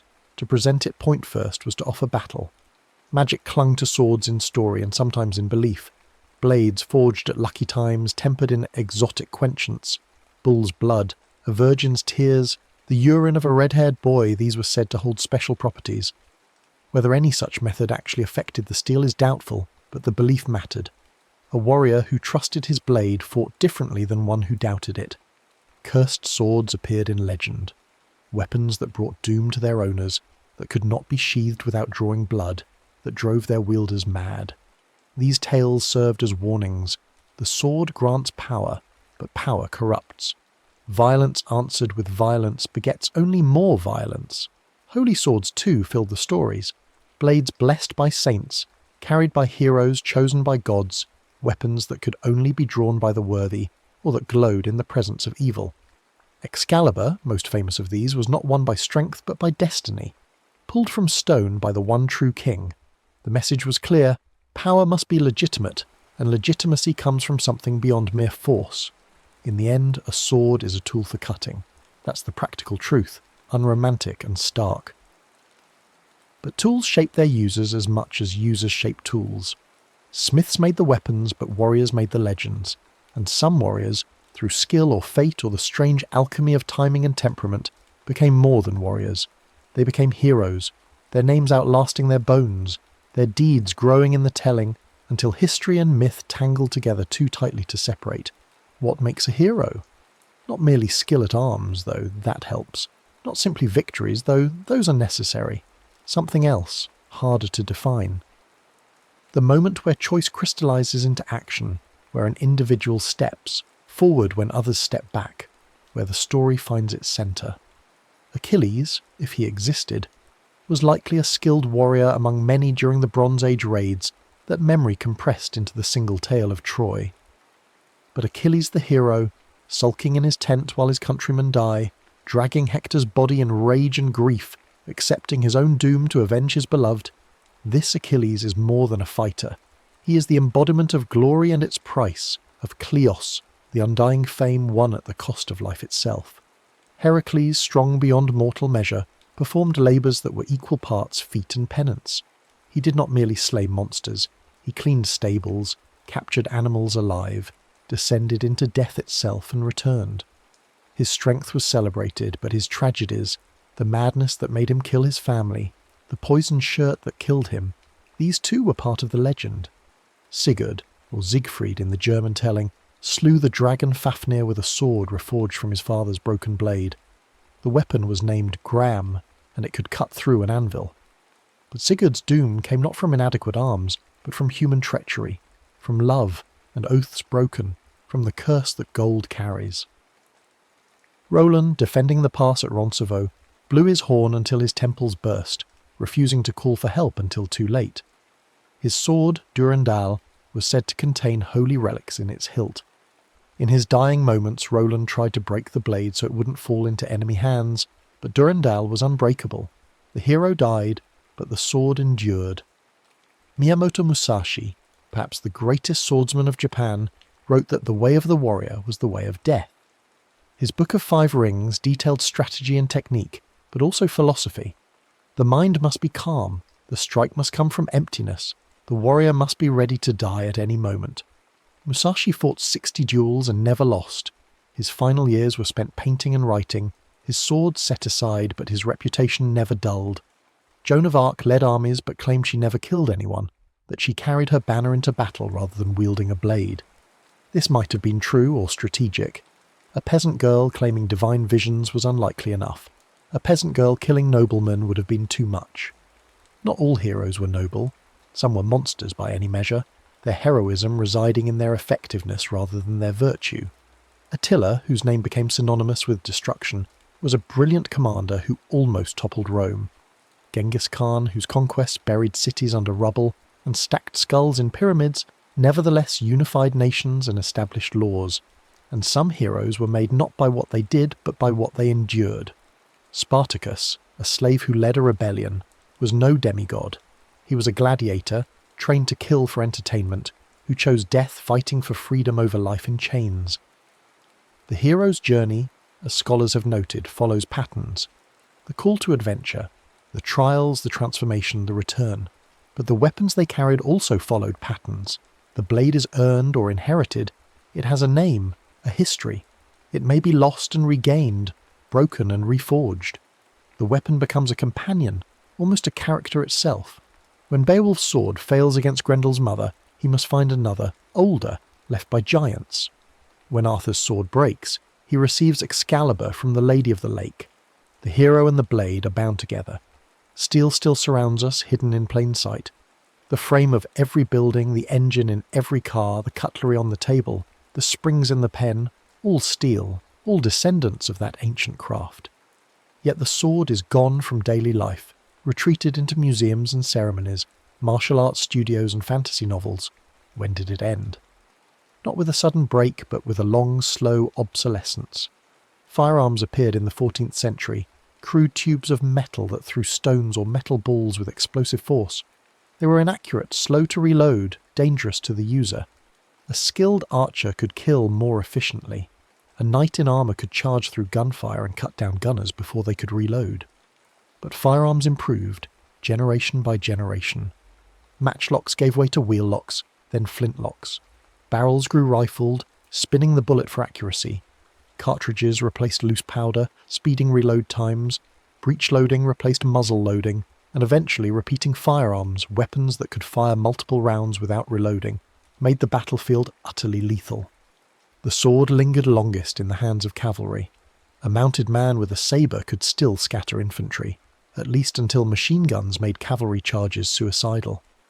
Officers continued to wear swords through World War I, though actually using them was rare and usually fatal. The sword had become vestigial, carried because tradition demanded it, no longer because it might be needed. There is magic in transformation, not the magic of spells and sorcery, but the deeper magic of taking one thing and making it another. Rock into metal, metal into blade, blade into tool or weapon, and through its use, a change in the world itself. The smith stands at that nexus, hands burned and scarred, face lit by the forger's glow, and works a small miracle. To hold a sword, even a dull replica, is to feel history in your hand. The balance, the heft, the way it moves when you swing it. These things connect you to everyone who ever held such a weapon, everyone who lived when steel meant survival. That connection matters. In a world of abstract violence, where wars are fought with drones and missiles, where the killer never sees the killed, the sword remains a reminder of an older, more personal kind of conflict. Not better, not more honourable, but more honest perhaps. When you look into your enemy's eyes as your blade enters his body, you cannot deny what you've done. The sword permits no distance, no abstraction. It makes violence intimate, and in that intimacy, terrible. The forge of heroes is not made of iron and fire, but of circumstance and choice. The blade helps, yes, but the temper comes from within.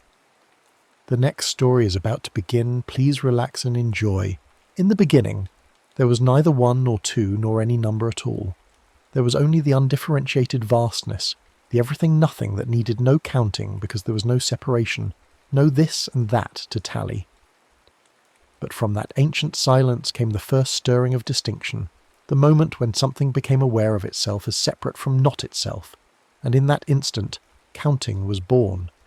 Not as symbols or words, but as the raw recognition of difference, the primal noticing that here is one thing and there is another, and between them stretches the beginning of all mathematics. The earliest humans did not inherit numbers. They made them slowly, across generations whose names are lost. A hunter watching the moon's phases learned to anticipate the fourth darkness, the return of light. A gatherer counting children at dusk felt the absence before seeing the empty space. These were not calculations but heartbeats of attention, the mind's way of holding more than the eyes could see at once. The first numbers were not written but felt, carried in the body's memory like the weight of a carried child or the rhythm of footsteps toward home. Then came the marks, not grand declarations but small scratchings, made by hands that never imagined they were inventing anything at all. A piece of bone, a stretch of bark, a cave wall softened by moisture and shadow. 4 vertical lines, then a diagonal fifth crossing them like a gate closing. The tally bundle. Simple, repeatable, readable by firelight or dawn. A shepherd could mark each sheep that passed, then count the marks when the flock returned and know without naming whether all had come home. The marks were patient. They did not fade with sleep or blur with hunger. They waited, holding their small truth until someone returned to read them. This was the first revolution, though no one called it that.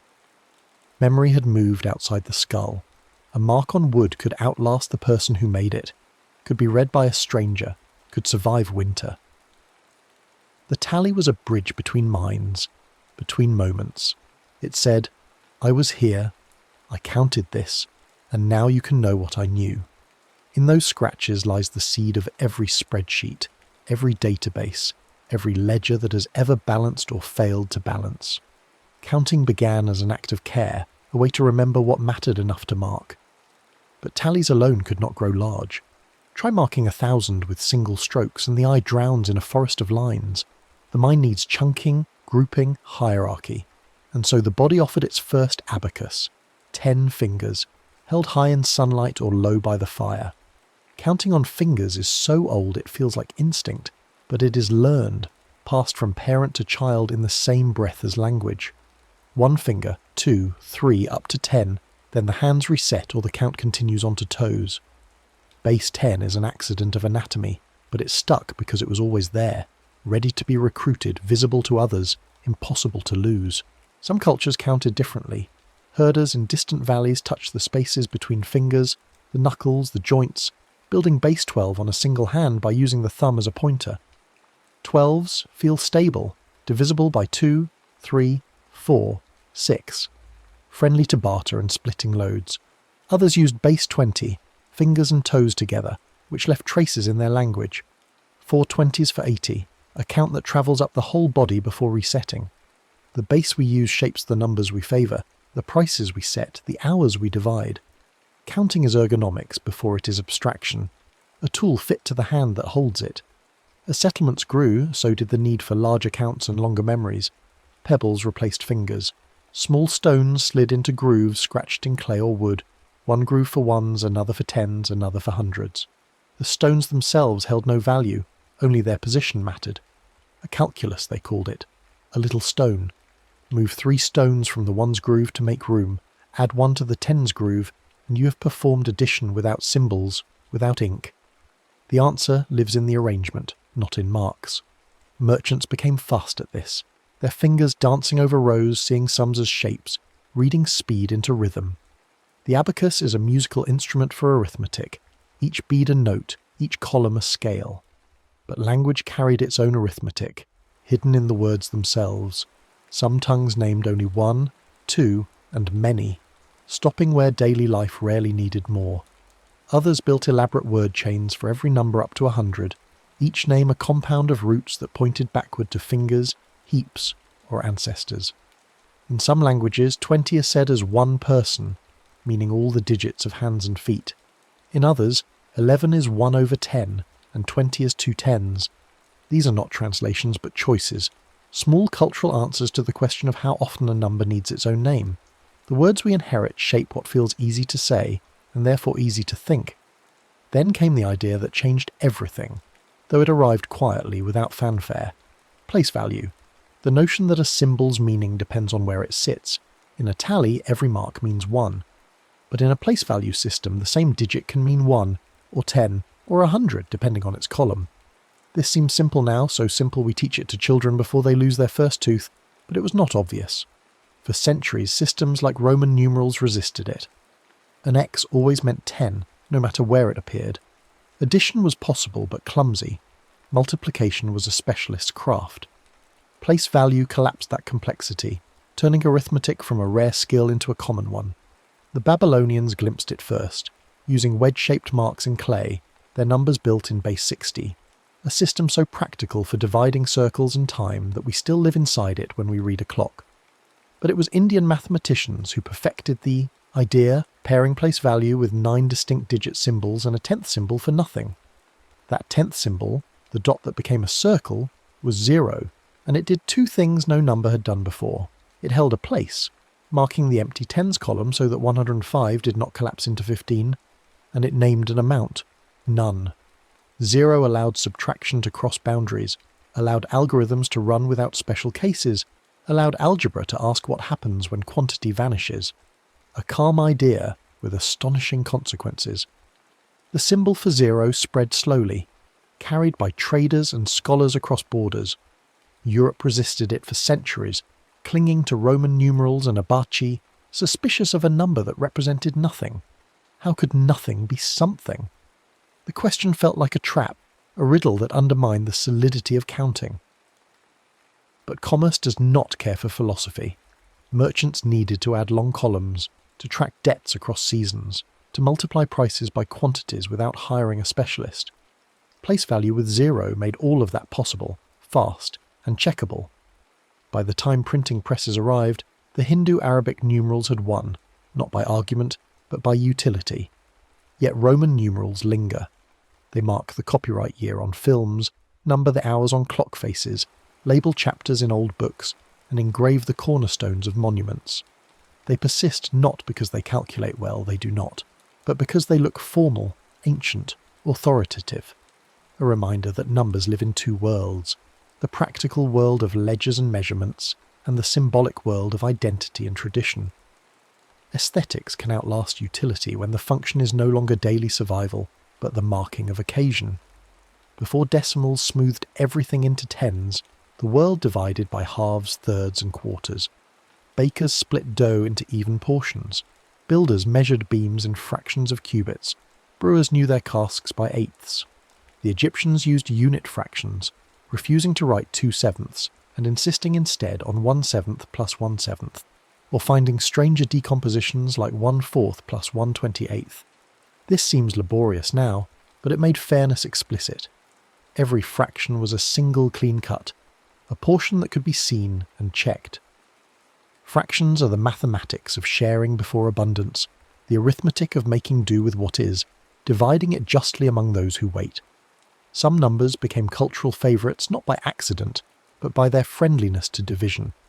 12 divides by 2, 3, 4, and 6, making it a merchant's friend. Eggs come in dozens. Hours split cleanly into halves and quarters. Feet divide into inches by 12s. The number feels cooperative, willing to break into even pieces without remainder or fuss.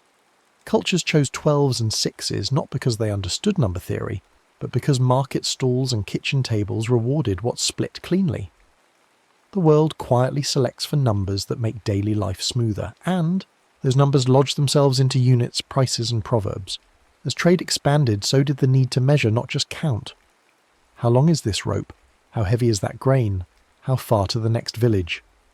Early measures were bodily, a cubit from elbow to fingertip, a pace from heel to heel, a grain of barley as the smallest weight. These were approximate, personal, but they travelled without tools. A forearm is always with you. But markets demand consistency. A bushel in one town must match a bushel in the next, or trust collapses. Standardization crept in, first as royal decrees, this rod is the king's foot, this weight the true pound, and later as international agreements. The metric system cleaned the table with tens, aligning all measures to a single base, making conversion a matter of shifting decimal points rather than memorizing tables. Units are agreements more than truths, social contracts written in measurement. As numbers grew, intuition failed. We feel the difference between 3 and 4, can picture 5 without counting. But beyond a handful, the mind goes blurry. 1,000, 1,000,000, 1,000,000,000. These are not quantities we sense, but magnitudes we calculate. Place value and commas help, breaking long strings into readable clusters, but even then the scale escapes. 1,000,000 seconds is 11 days, 1,000,000,000 seconds is 31 years. Comparisons like these are the only bridge between number and feeling, the only way to drag vast counts back into the realm of the imaginable. Large numbers live mostly as symbols, their size understood through analogy rather than direct experience. Hidden among the integers are the primes, numbers that refuse to be divided evenly by anything smaller than themselves. 2, 3, 5, 7, 11. These are the atoms of arithmetic, the building blocks from which all other numbers are made by multiplication. The primes scatter irregularly along the number line, their gaps widening on average but unpredictably in detail. No formula generates them neatly, no pattern governs their arrival. They have been studied for millennia, not for practical use at first, but for the beauty of the puzzle. Now they secure encryption, their difficulty protecting passwords and transactions. They also appear in nature, in the life cycles of cicadas that emerge every 13 or 17 years, avoiding predators locked to shorter cycles. Simple rules yield deep mystery.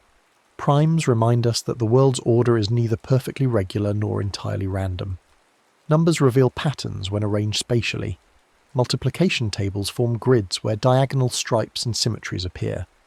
Pascal's triangle, a simple pyramid built by adding neighbours, blooms with binomial coefficients, Fibonacci sequences, and fractal self-similarity.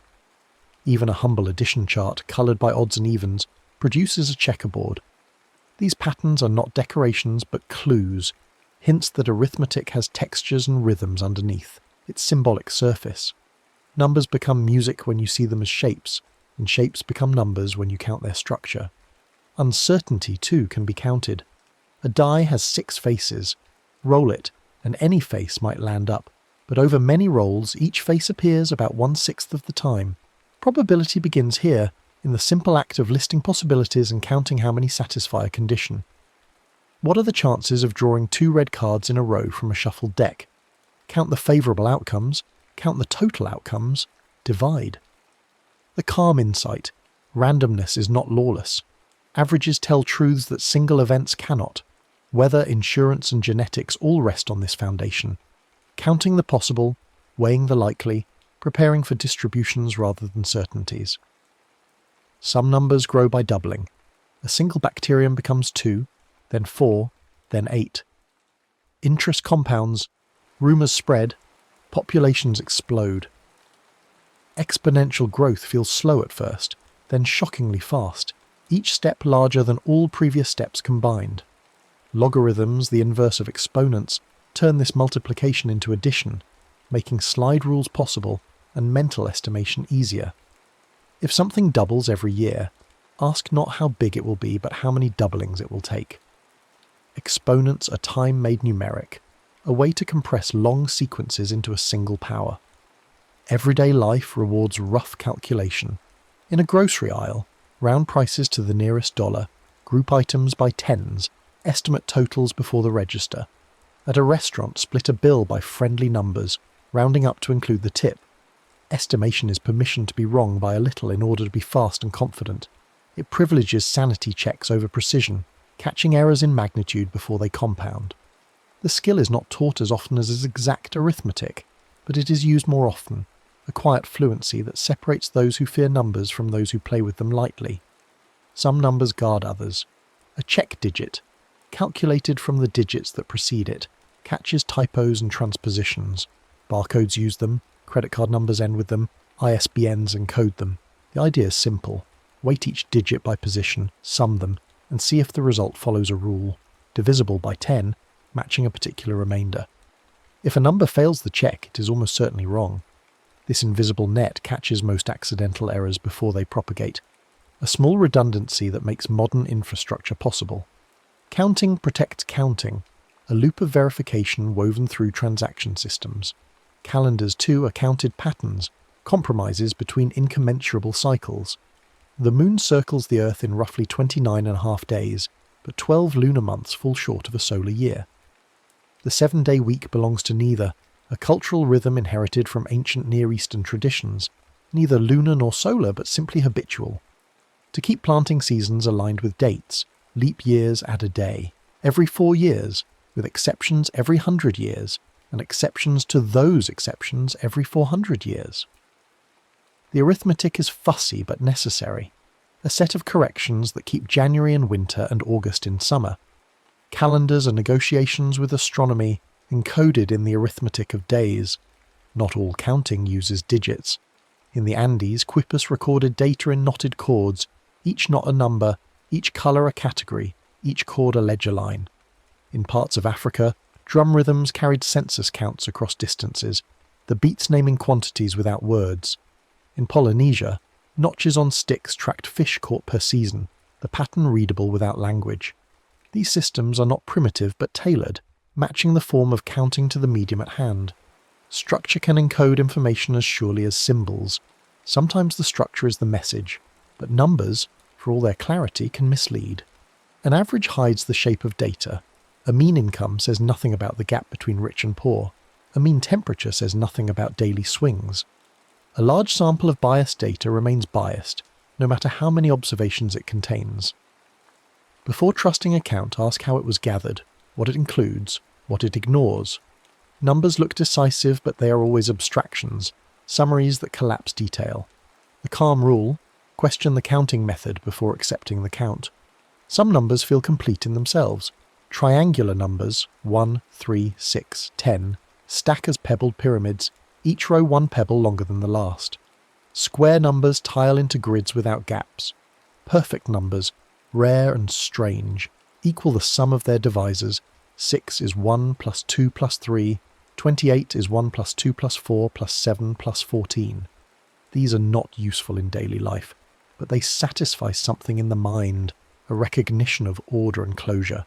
Small perfect things, geometries where arithmetic and shape align. Counting can also calm. Breath practices use numbers to slow the heart. Inhale for 4 counts, hold for 7, exhale for 8.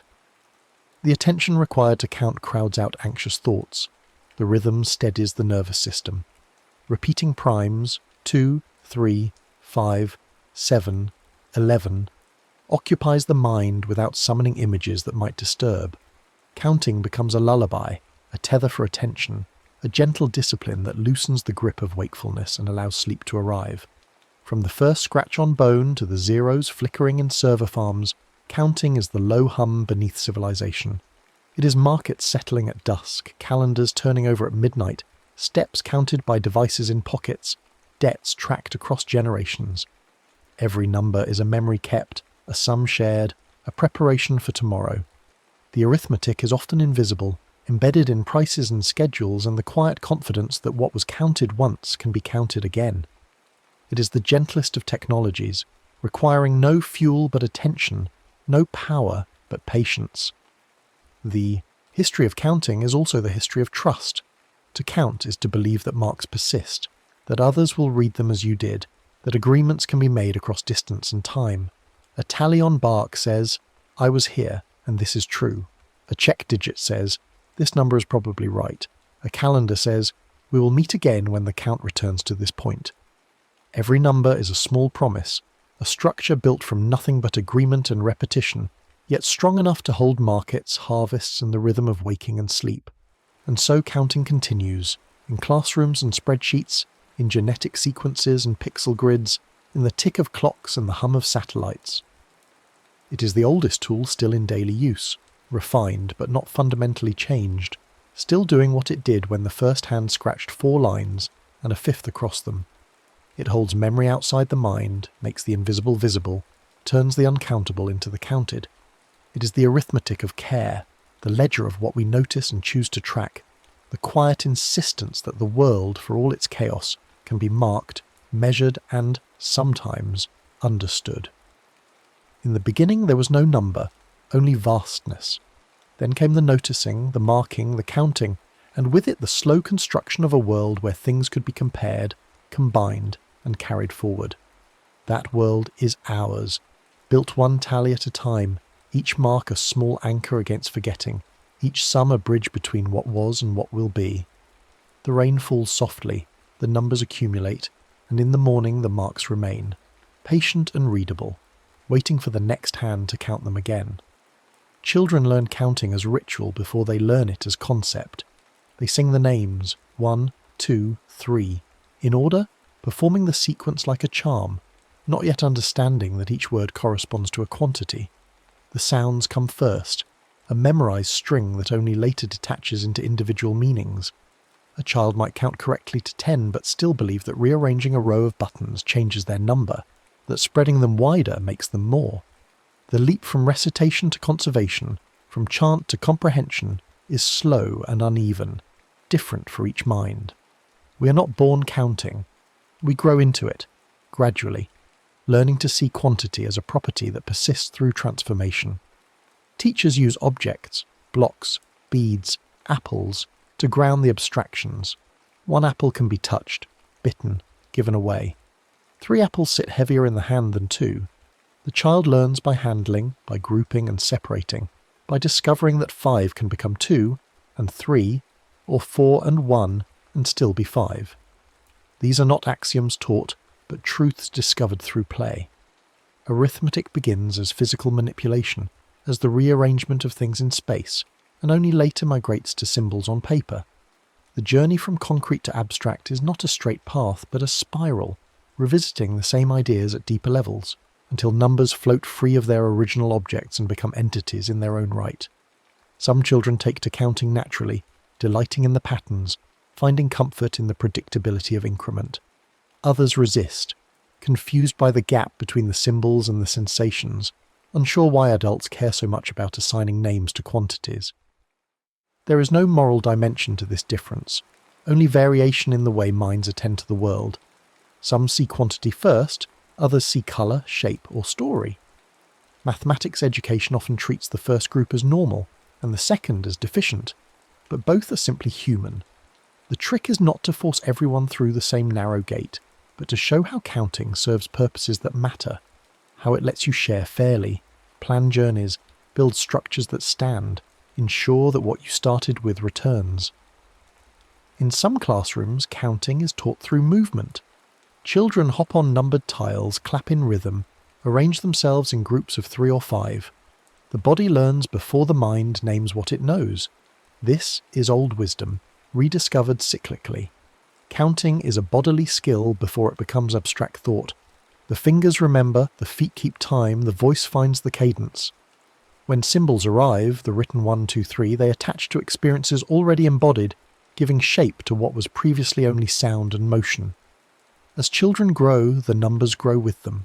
Addition and subtraction at first are just counting forward and back.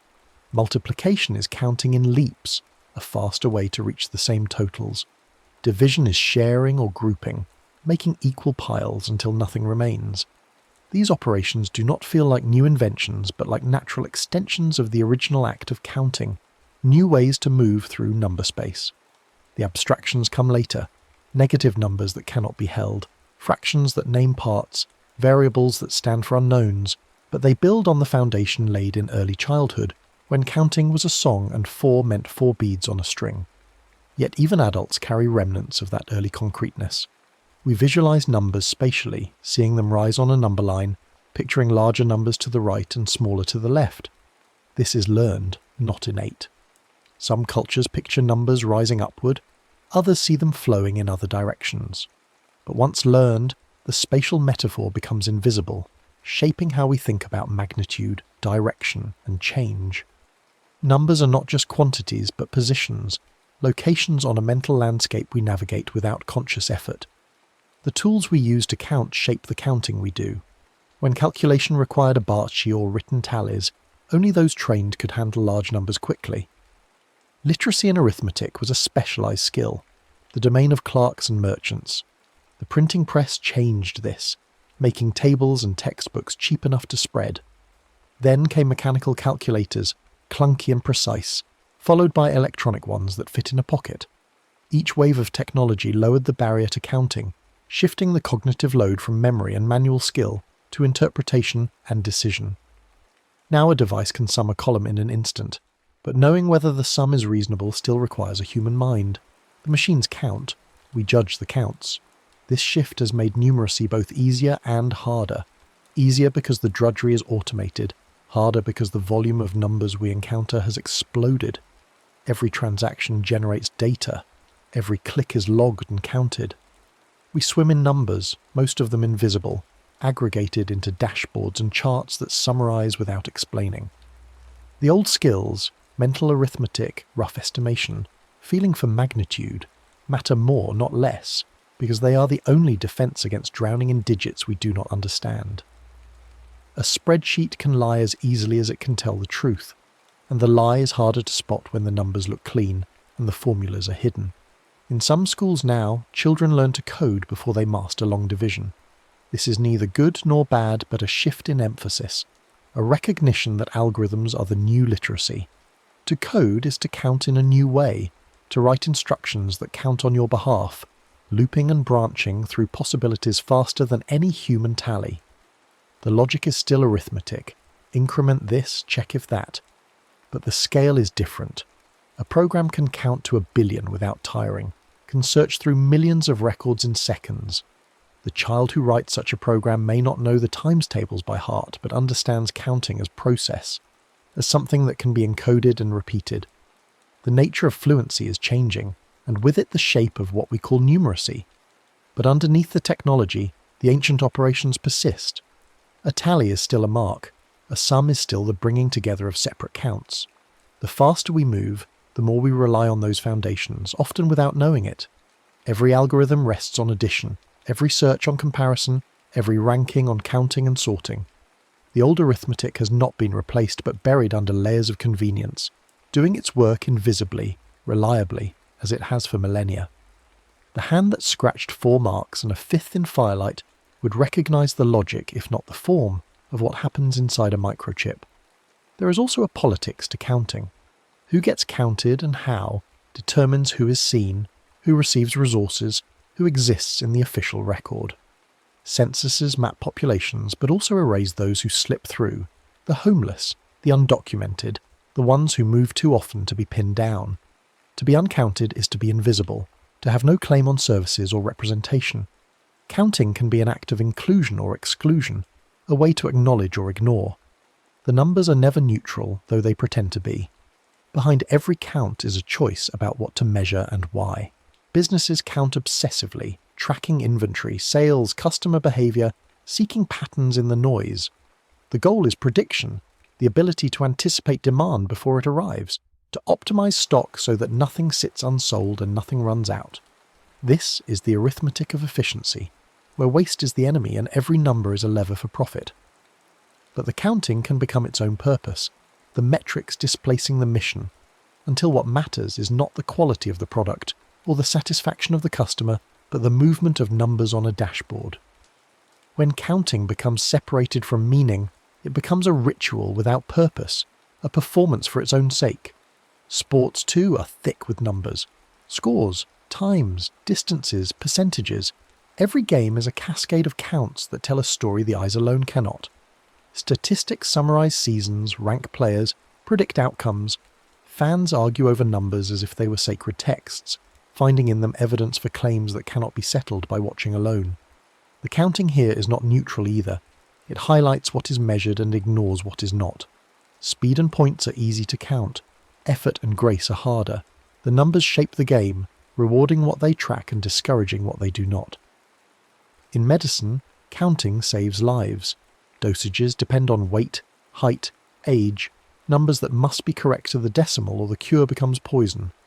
Lab results are counts of cells, concentrations of chemicals, thresholds that divide healthy from sick. Clinical trials rest on counting how many improve, how many worsen, how many stay the same, comparing treatment groups against controls. The entire edifice of evidence-based medicine is built on counting carefully, tracking outcomes, adjusting when the numbers shift. Here the stakes are human, immediate, and the arithmetic is unforgiving. Environmental science counts to understand collapse, how many species remain, how fast the ice melts, how much carbon accumulates in the air. These are counts made across decades, stitched together from scattered observations, adjusted for changing methods and missing data. The numbers are uncertain but necessary, the best guess at scales too large to see directly. They are predictions as much as measurements, models built on counts that project forward into possible futures. The counting here is an act of care, a way to hold the world accountable, to measure what we are losing before it vanishes entirely. And in the quietest corners, people still count for themselves, for reasons that have nothing to do with markets or science. A gardener counts seeds, plants, harvests, learning the rhythms of growth. A knitter counts stitches, rows, repeats, building fabric from thread and attention. A parent counts breaths in the night, watching a sick child, counting as a way to stay present, to mark time until the fever breaks. These counts are private, unrecorded, but they matter as much as any ledger. They are the arithmetic of devotion, the careful attention that turns repetition into ritual. Counting, in the end, is a way of being in the world. It is a discipline of noticing, a commitment to track what might otherwise blur or vanish. It says, this is worth marking, worth returning to, worth comparing against what came before. The marks accumulate, on bark, on screens, in memory, and together they form a record, imperfect but persistent, of what was here, what happened, what we chose to watch. The counting will continue as long as there are minds to mark and compare, as long as there is something that matters enough to tally. And when the last count is made and no one remains to read it, the marks will still be there, waiting, holding their small truth in the silence. The next story is about to begin. Please relax and enjoy.